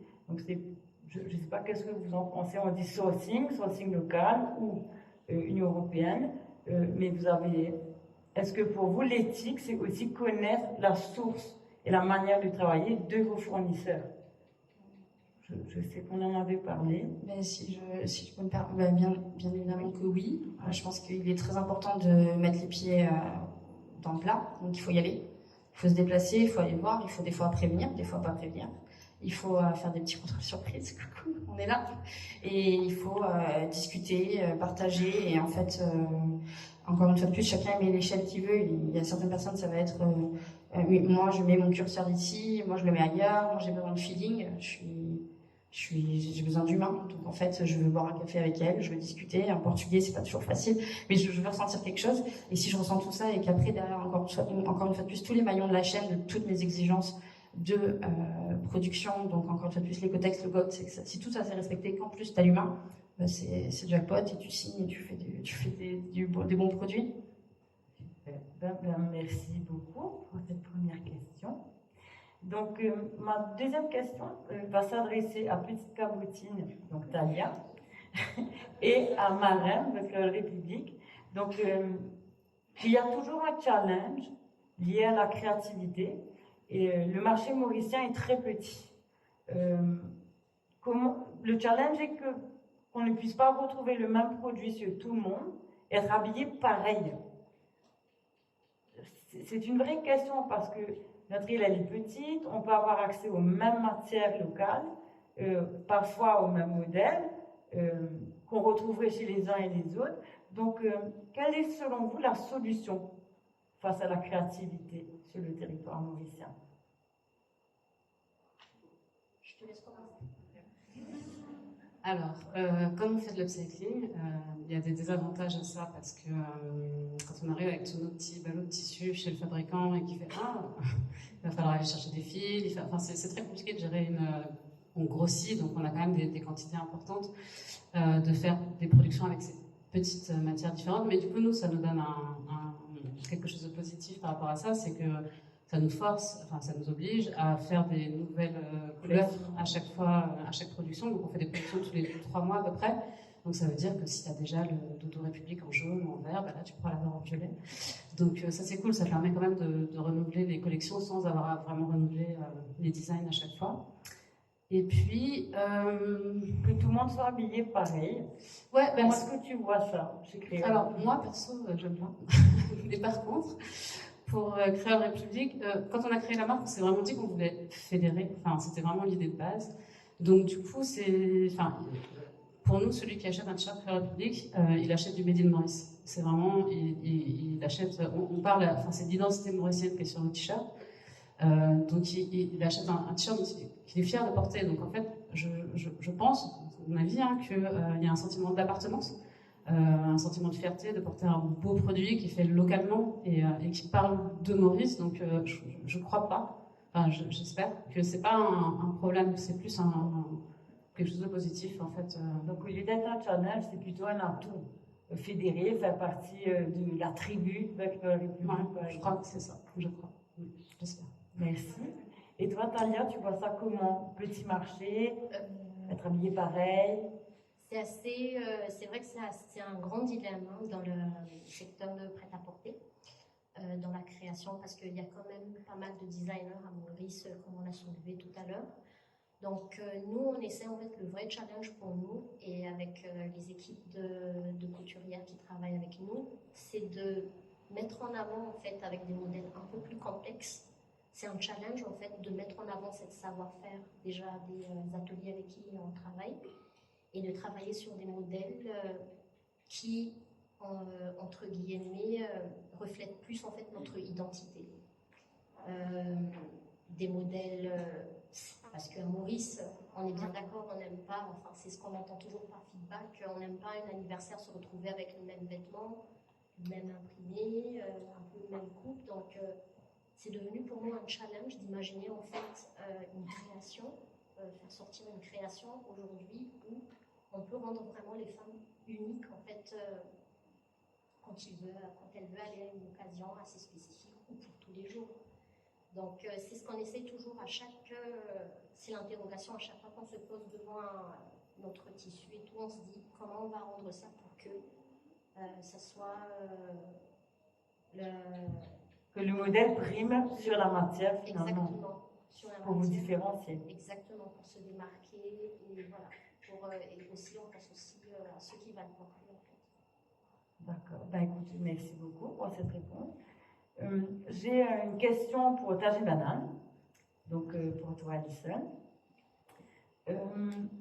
Quand on parle de marque éthique et engagée, on parle aussi de communication. Ressens-tu, au sujet de la communication, vous sentez-vous la responsabilité de sensibiliser ton équipe et toi, de transmettre vos engagements, et quel est ton positionnement dessus, sur cet engagement? Du coup, moi, je suis à 350% dans la transmission et dans la communication. Au-delà du vêtement, le résumé que j'ai envie de dire de tout ça, c'est qu'il a été créé dans un besoin simple de praticité et dans une atmosphère où je me sentais quand même un petit peu seule avec mon vêtement. Il fallait savoir que c'était il y a 4 ans. Je ne sais absolument pas où en est Maurice de ce côté-là. En France, il y a eu beaucoup de choses qui sont passées il y a 4 ans. Donc, il y a eu des très gros podcasts qui sont sortis sur le sujet, beaucoup de marques et tout. C'est dire qu'il y avait ce besoin-là. Donc, moi, je suis sortie à ce moment-là aussi. Et je pense que Tajine Banane a eu le succès qu'elle a eu, ou il a eu, je ne sais même pas si c'est un homme ou une fille.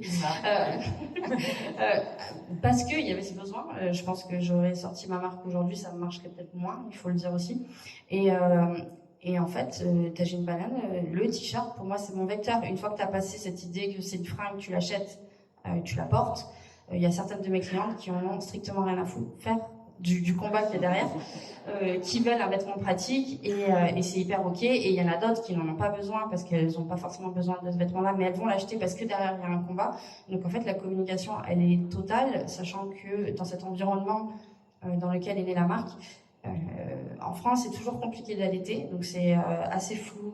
Quand je suppose qu'ici, c'est pas vraiment le cas.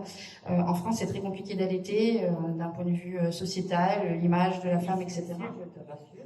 Ok. C'est un sujet. Je suis pas sûre que ça me rassure, mais oui, ok. Et donc, quand on voit que cette année, il y a encore une dizaine de femmes donc, qui ont été dites, donc il y en a beaucoup plus, et je reçois des messages, il y en a beaucoup plus, qui ont été priées d'arrêter d'allaiter dans l'espace public, donc parfois de façon à peu près sympa, parfois avec de la violence verbale et physique. Donc quand on en arrive encore là-dessus, je peux pas imaginer en fait vendre un t-shirt sans communiquer. Et moi, je vous ai dit rapidement, je suis aide-soignante de métier, et je me suis retrouvée catapultée là-dedans. Moi, mon métier, c'est le care, c'est prendre soin des gens, c'est pas vendre des fringues. Donc, si je devais vendre que des fringues, je serais pas en train de vous parler aujourd'hui, parce que je pense que ça ne m'intéresserait absolument pas. Donc, si je dois prendre soin, ben, à un moment donné, derrière ce t-shirt, moi, j'ai jamais eu problème personnellement dans le fait d'allaiter dans l'espace public. J'ai jamais été priée d'arrêter d'allaiter, etc. Donc je me rendais absolument pas compte que ça pouvait être un sujet. À l'époque, il y a 4 ans, j'en entendais un petit peu parler, mais je me disais bon, ben c'est hyper anecdotique, elle a pas eu de chance, la pauvre, elle est tombée sur un con. Et en fait, non. En sortant ce t-shirt-là, je me suis rendu compte avec la communauté Tagine Banane, donc on est parti de zéro en 2018 et sans pub, sans rien, ça aussi c'est important de le dire parce qu'on a toujours tendance à vouloir suivre des conseils de il faut de l'ads, il faut de l'argent, il faut machin, c'est faux. En fait, il faut juste avoir des choses à dire qui sont vraies et votre produit, que ça marche pour la poterie, pour les plantes, pour tout ce qu'on veut, c'est simplement dire ce qui nous prend dans les tripes. Et j'ai dit ce qui me prenait dans les tripes, c'était simplement dire en fait vous avez le droit d'allaiter partout, tout le temps. C'est un droit, c'est votre corps. Et à partir de ce moment-là, j'ai commencé à communiquer là-dessus. Et donc le t-shirt était juste le porte-parole de ce message-là. Et j'ai commencé à poser ce message sur la table en mode c'est plus vraiment un choix. Il faut qu'on laisse les gens tranquilles. Et cette voix-là et cette communication-là porte et les collections d'un point de vue business, porte le message, donc fait évoluer la société. C'est la seule chose dont je suis sûre de ma boîte, parce que je suis sûre de rien, c'est trop tôt pour être sûre de trucs, c'est qu'il y a eu un avant-après Tagine Banane, j'en suis sûre et certaine, juste dans le fait de considérer l'allaitement en France pour ces femmes. Et maintenant, quand une femme se fait prier d'allaiter dans l'espace public, qu'est-ce qu'elle fait en France? Je parle bien évidemment, désolée, je ne sais pas ce qui se passe ici, mais elle prend son téléphone, elle appelle les médias et elle appelle Tagine Banane. Voilà ce qui m'est arrivé, bim bim. Est-ce qu'on peut parler d'activisme ou de militantisme de Tagine Banane? Oui. Donc moi, c'était pour moi un vilain mot avant, parce que je n'avais aucune idée de ce que ça voulait dire, être féministe, activiste, militantisme. Moi, je me disais que c'était un peu extrémiste, etc. Et donc c'était des mots qui me plaisaient pas vraiment, et j'imaginais toujours quelqu'un enragé, en train d'hurler, avec des pancartes et tout. Jusqu'à ce que j'accepte cette étiquette et je me dise, bien évidemment, je suis activiste, je me bouge les fesses tous les jours pour que les choses changent. Bien évidemment, je suis militante, je suis capable de monter sur scène et gueuler parce que je suis pas d'accord avec cette situation-là. Donc oui, Tagine Banane est activiste et moi derrière aussi. Merci Alison.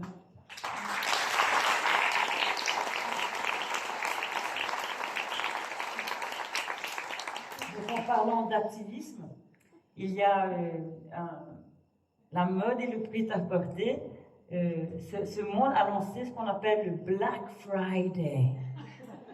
Donc, chez My Pop-Up Store, par exemple, on a essayé nous contournons cela, mais on a apporté autre chose.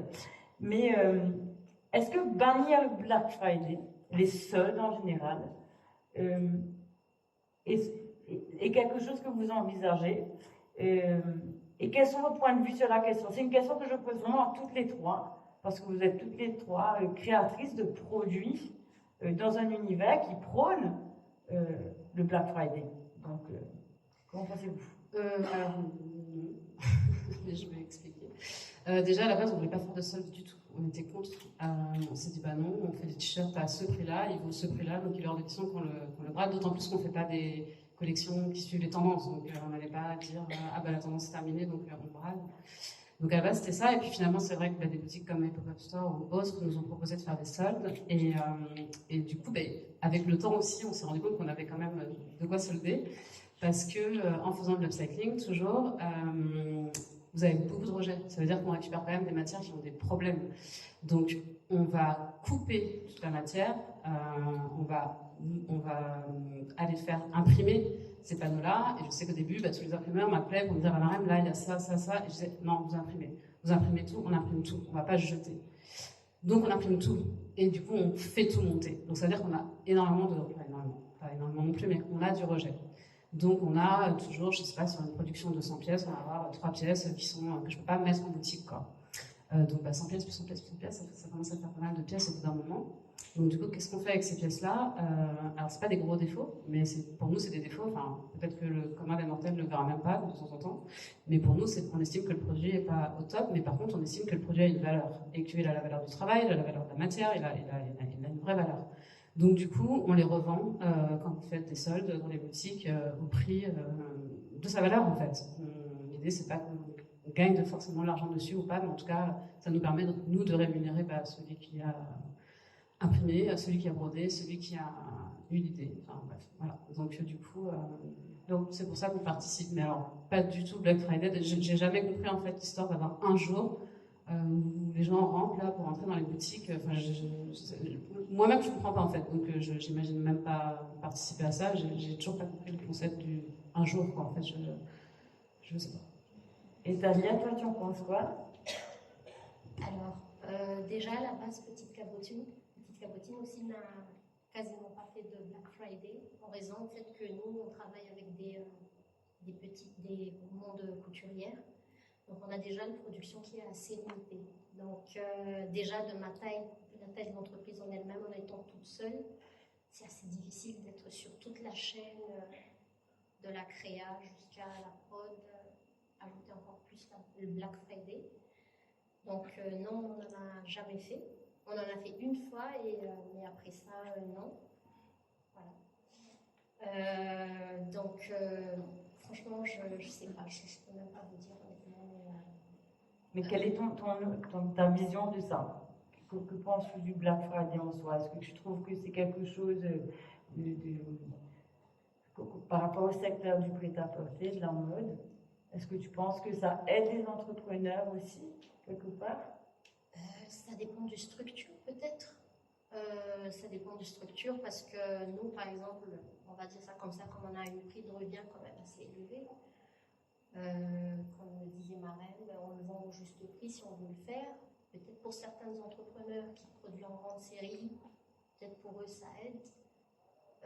Mais pour nous personnellement, l'effort, pardon du terme, mis en Black Friday et en commercialisation en parallèle normal, je trouve que c'est le même concept. C'est pas compatible. Ouais, non. D'accord.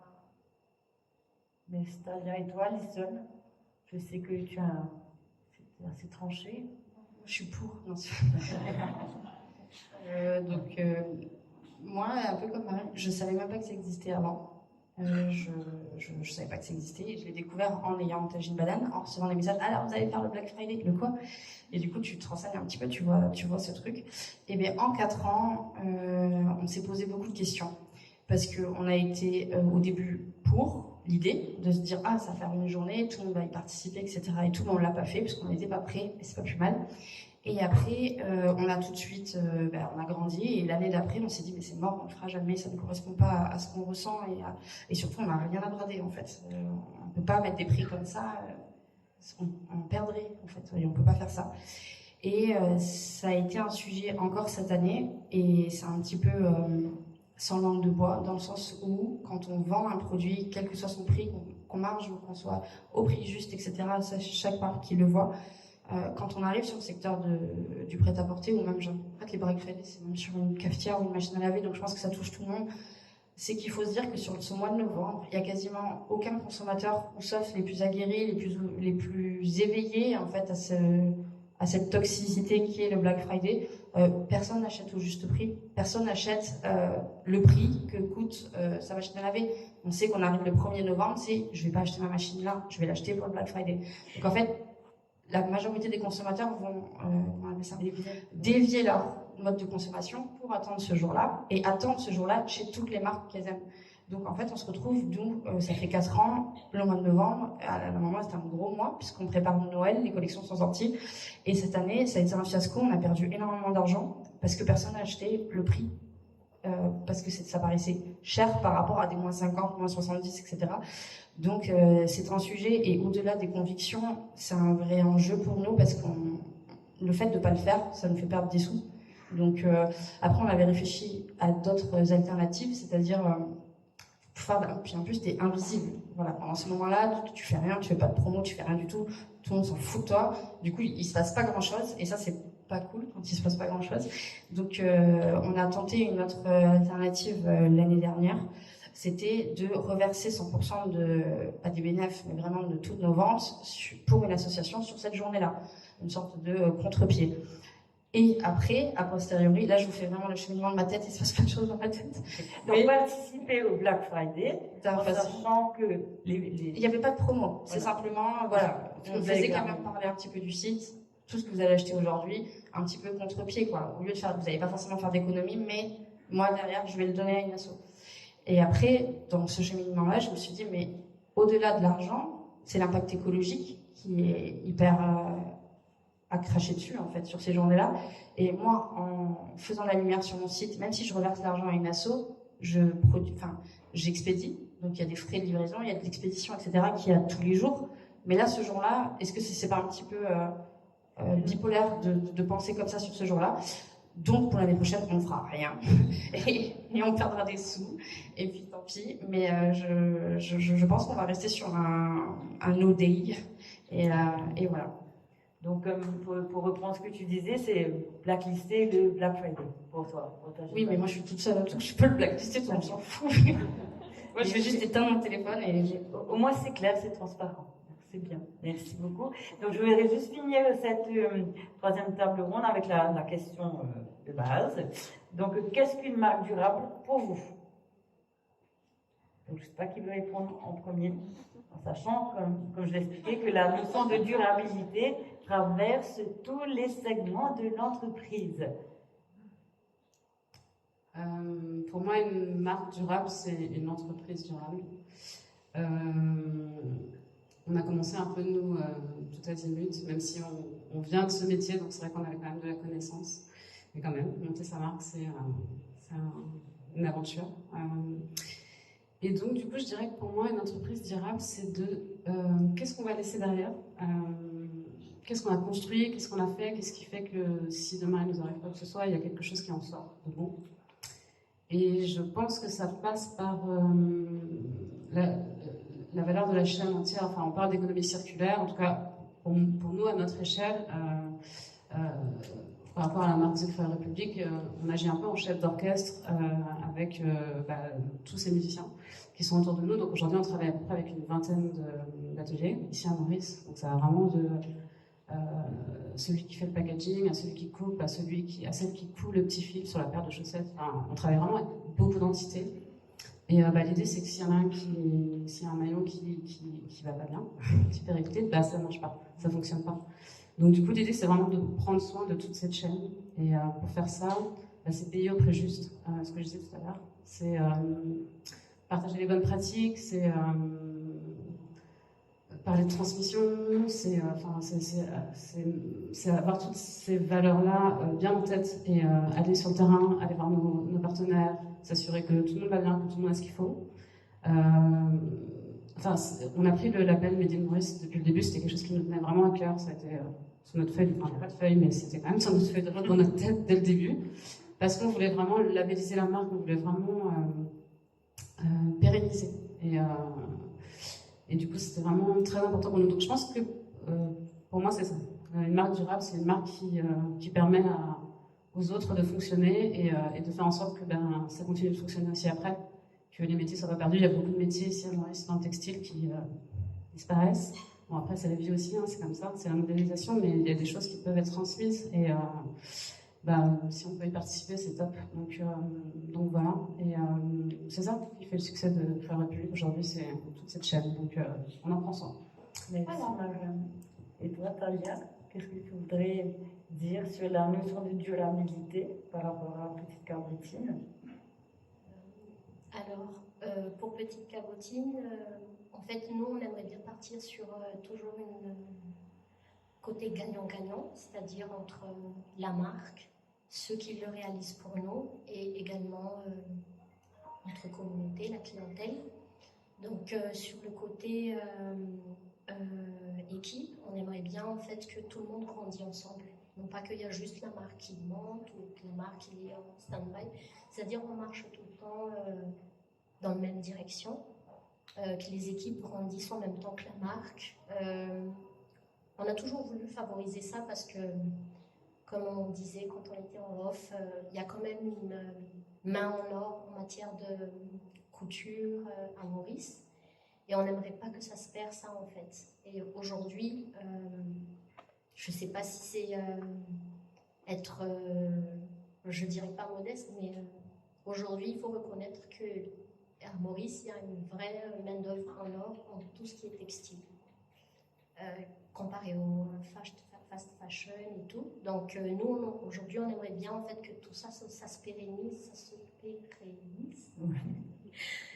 Et aussi sur le côté, sur notre communauté, c'est de toujours en fait leur donner cette, j'espère, cette côté qualitatif, c'est-à-dire qu'un produit qu'ils vont mettre, une création qu'ils vont mettre aujourd'hui, elle restera toujours aussi de bonne qualité demain, après-demain, dans un an. Elle peut toujours ressortir et dire « Ah mais zut, j'ai toujours ça, elle est toujours bien fait, il n'y a pas de problème de couture ni autre. » Donc c'est très important pour nous ça.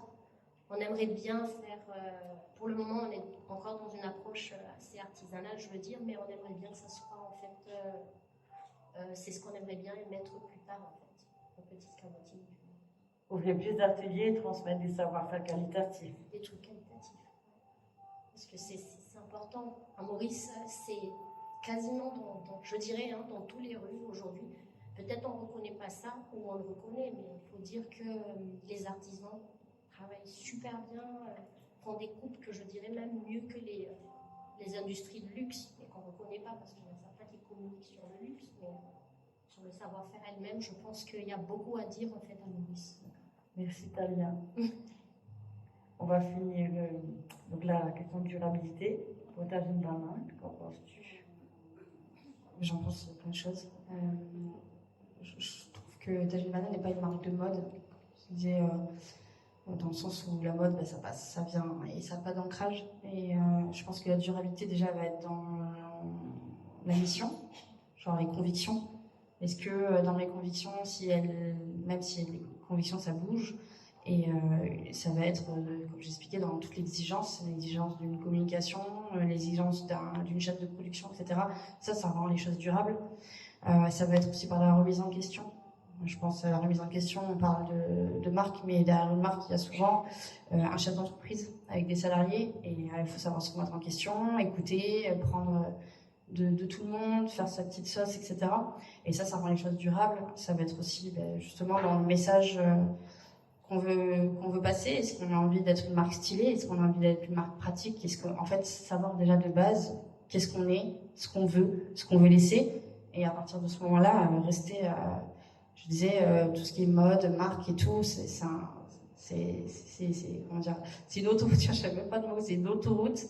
Et il faut rester entre les lignes, quoi. Et la durabilité, à partir du moment où tu restes entre tes lignes, pour moi, tu es durable. Merci Alison.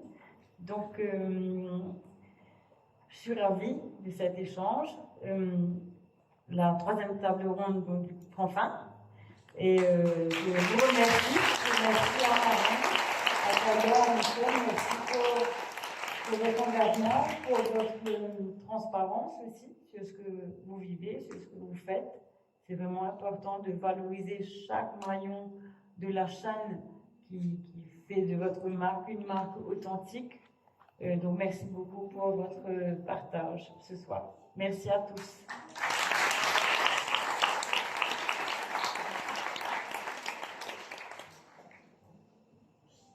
Questions? Est-ce qu'il y a des questions parmi vous ou toujours pas? Un petit aventurier, une petite aventurière? Non, personne? Bon, ben voilà, je repasse. Si, il y a quelqu'un? Quelqu'un levé la main? Ah bon, d'accord, pardon, je ne savais pas. C'était fake. Et donc, Clémentine, je voudrais te passer ceci. Ou cela, voilà. J'éteins le petit. On te laisse, on peut rester? D'accord. Donc, Clémentine, c'est là, et c'est affective.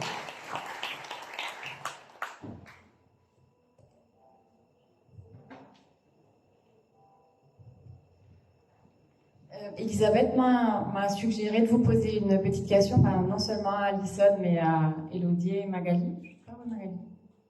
Voilà. Ah,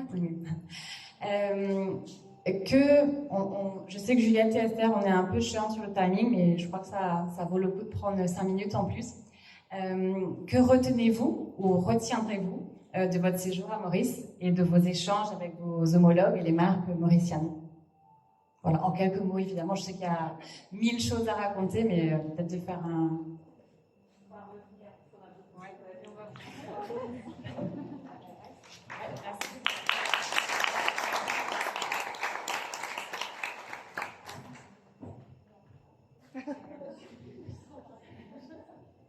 Alors, qu'est-ce qu'on va retenir de cette semaine à Maurice? Qu'on va revenir. Non, mais déjà, merci à toute l'équipe.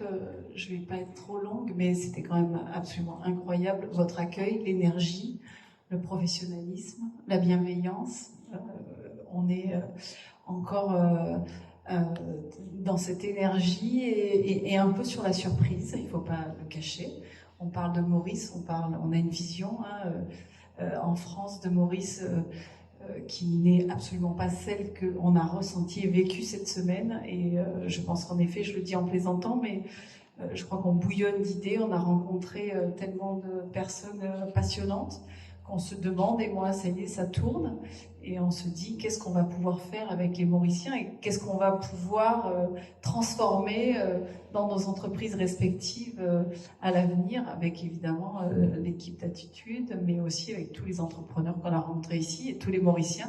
Donc je pense qu'aujourd'hui, il y a eu, quand j'étais petite, on avait des villes jumelées avec plein de projets. Je me dis, est-ce qu'on va jumeler la Provence à l'île Maurice?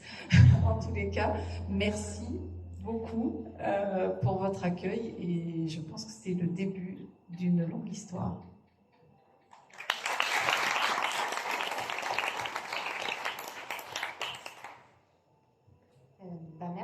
Merci beaucoup, merci de nous avoir invités, merci d'avoir un peu changé mon image. Je pensais que Maurice c'était que des vieux qui venaient en vacances. Donc, non, je pourrais dire en rentrant en France que non, Maurice, c'est génial, allez-y, il y a plein de choses et j'étais vraiment super contente d'être là. Mais surtout, ce qui m'a vraiment impressionnée, c'était le lien que vous avez tissé entre vous. Je pense que forcément le label Made in Maurice a joué, mais Attitude nous a vraiment montré le lien et les relations qu'ils entretenaient avec les artisans locaux, les usines qu'on a pu visiter. Et je trouvais ça incroyable. Ils connaissaient chaque personne qui était dans les usines.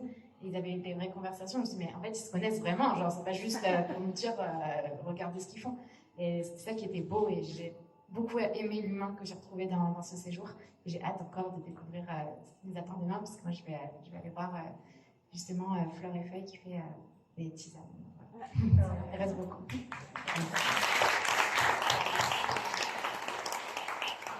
Je ne vais rien dire de plus que ce qu'elles ont dit. Donc déjà, merci beaucoup pour votre confiance et pour, je suis pas ici à tout le monde, pour l'invitation. On a parlé tout à l'heure, Esther parlait de l'influence en quelques mots. Et je trouve que le pari de prendre des entrepreneurs comme influenceurs, c'est un peu l'avenir, à mes yeux. Pas que nous, hein, plein d'autres. Et dans le sens où la vraie influence, c'est la vraie vie. Et je trouve qu'aller parler d'un hôtel avec un petit selfie en maillot de bain, je ne sais plus qui c'est que ça influence, mais moi ça m'influence pas. En revanche, entendre que Maurice, il n'y a que des plages, et dire non les gars, il n'y a pas que des plages, pour moi c'est ça la vraie influence, donc merci beaucoup.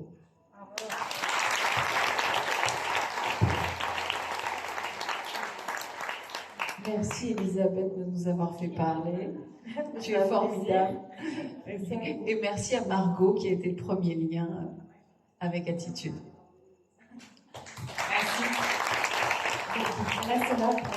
Alors, les filles m'ont dit une petite conclusion, juste quelques mots, mais bon, c'est un peu plus long qu'une petite conclusion parce que voilà, il y a un certain nombre de personnes que j'aimerais remercier ce soir. Voilà, je ne sais pas si comme Magali, vos cerveaux bouillonnent, le mien, oui. Donc j'espère vraiment que ces échanges ont été une source d'inspiration pour vous. Peut-être que tous ces échanges vous ont même transporté. En tout cas, voilà, je souhaite que vos projets, chaque entrepreneur présent, soient développés de façon encore plus durable et responsable. On nous demande souvent pourquoi ce Talk Series. Esther et Juliette l'ont introduit. Et surtout, bon, elles en ont parlé, mais surtout, qu'est-ce qu'on y gagne?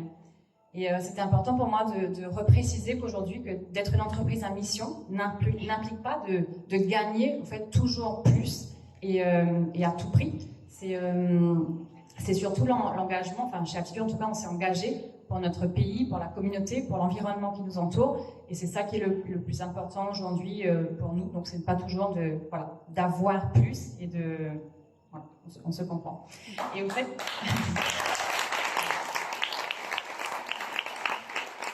Et ça a été mentionné à plusieurs reprises, notamment là, Alison, tu as beaucoup parlé de l'humain, Marem aussi, dans ton entreprise durable. C'est vrai qu'une entreprise à mission aussi responsable, c'est de mettre l'humain avant tout en avant. Et c'est vrai que cette semaine a été tellement riche en partage de connaissances, d'idées, de savoir-faire. On a beaucoup refait le monde cette semaine, on a beaucoup rêvé, on a bu des cocktails aussi et c'était chouette. On a bien mangé, on a mangé vegan, merci chef Alexis. On a découvert la cuisine vegan de notre grand chef, donc voilà, bon, c'était chouette. Mais en tout cas, ce qu'on retient le plus, c'est les hommes et les femmes avant tout derrière ces métiers, ces mains. On a beaucoup parlé de mains aujourd'hui et c'est ce qu'on retient en tout cas nous de cette semaine. Je finirai par verser une larme, je pense, à la fin. Merci du fond du cœur, Margot. Je pense que tu peux nous rejoindre. Tu me dis non, mais oui.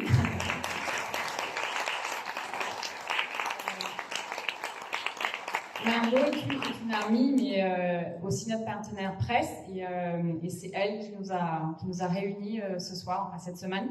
On a co-pensé et co-créé ce voyage ensemble. Donc, merci de nous avoir...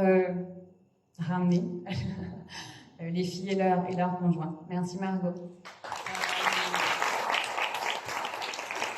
Merci à vous, Alison, Magali, Elodie, vos conjoints et co-founders qui sont tous devant là.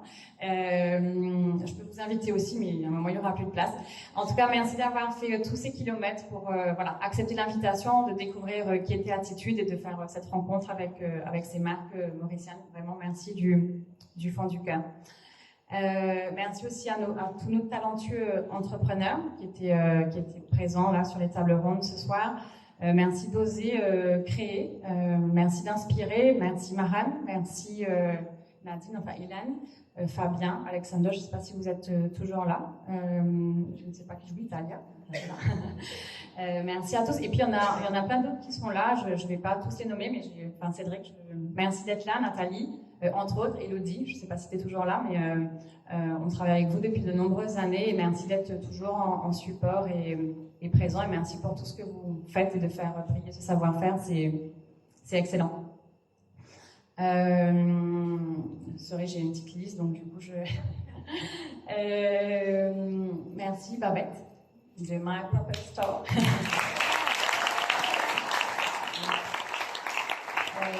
Babette a animé avec passion et humour. Merci de nous avoir fait rire. C'est différent. J'ai essayé de faire des choses. C'était très bien mené. Voilà, merci. En tout cas, merci pour ta collaboration précieuse avec Attitude et merci toujours pour ton engagement de valoriser tous ces savoir-faire locaux depuis plusieurs années maintenant. Donc, merci aussi de réunir tous ces talents autour d'Attitude. Merci à Olivia du quartier des Serres, à Mélissa du domaine de la Bourdonnais de nous accueillir sur ce si joli lieu ce soir. Et je sais que la déco, on a aussi eu l'aide de Home by the Sea, la boutique qui est présente là juste derrière. Donc merci pour votre support et d'avoir aidé à créer ce setup magnifique. On a aussi beaucoup parlé du Made in Maurice ce soir. Chérine n'est pas là, mais Anya représente super bien. Anya, je ne sais pas si tu es toujours là. Et évidemment, Marie-Noël. Merci en tout cas de faire toujours le pari du local et de soutenir tous ces super entrepreneurs locaux. C'est presque fini. Merci Jean-Michel et Vincent pour votre confiance toujours et de nous donner carte blanche pour créer, développer la marque et d'être présent aussi tout le temps à côté de nous. Merci pour ça. Et pour en finir à ma méga exceptionnelle top team. J'ai beaucoup de chance de travailler avec des grands talents, des passionnés. Merci d'arriver presque toujours à réaliser l'impossible. Et sans vous, on ne serait pas là. Et il y a un merci vraiment tout spécial à Juliette et Esther qui travaillent dur sur ces talk series depuis 2 ans. et qui le font très bien. Donc voilà, un drink et de quoi grignoter, quelques gadgets, comme on dit ici. Vous attendez à la terrasse et belle soirée, merci encore.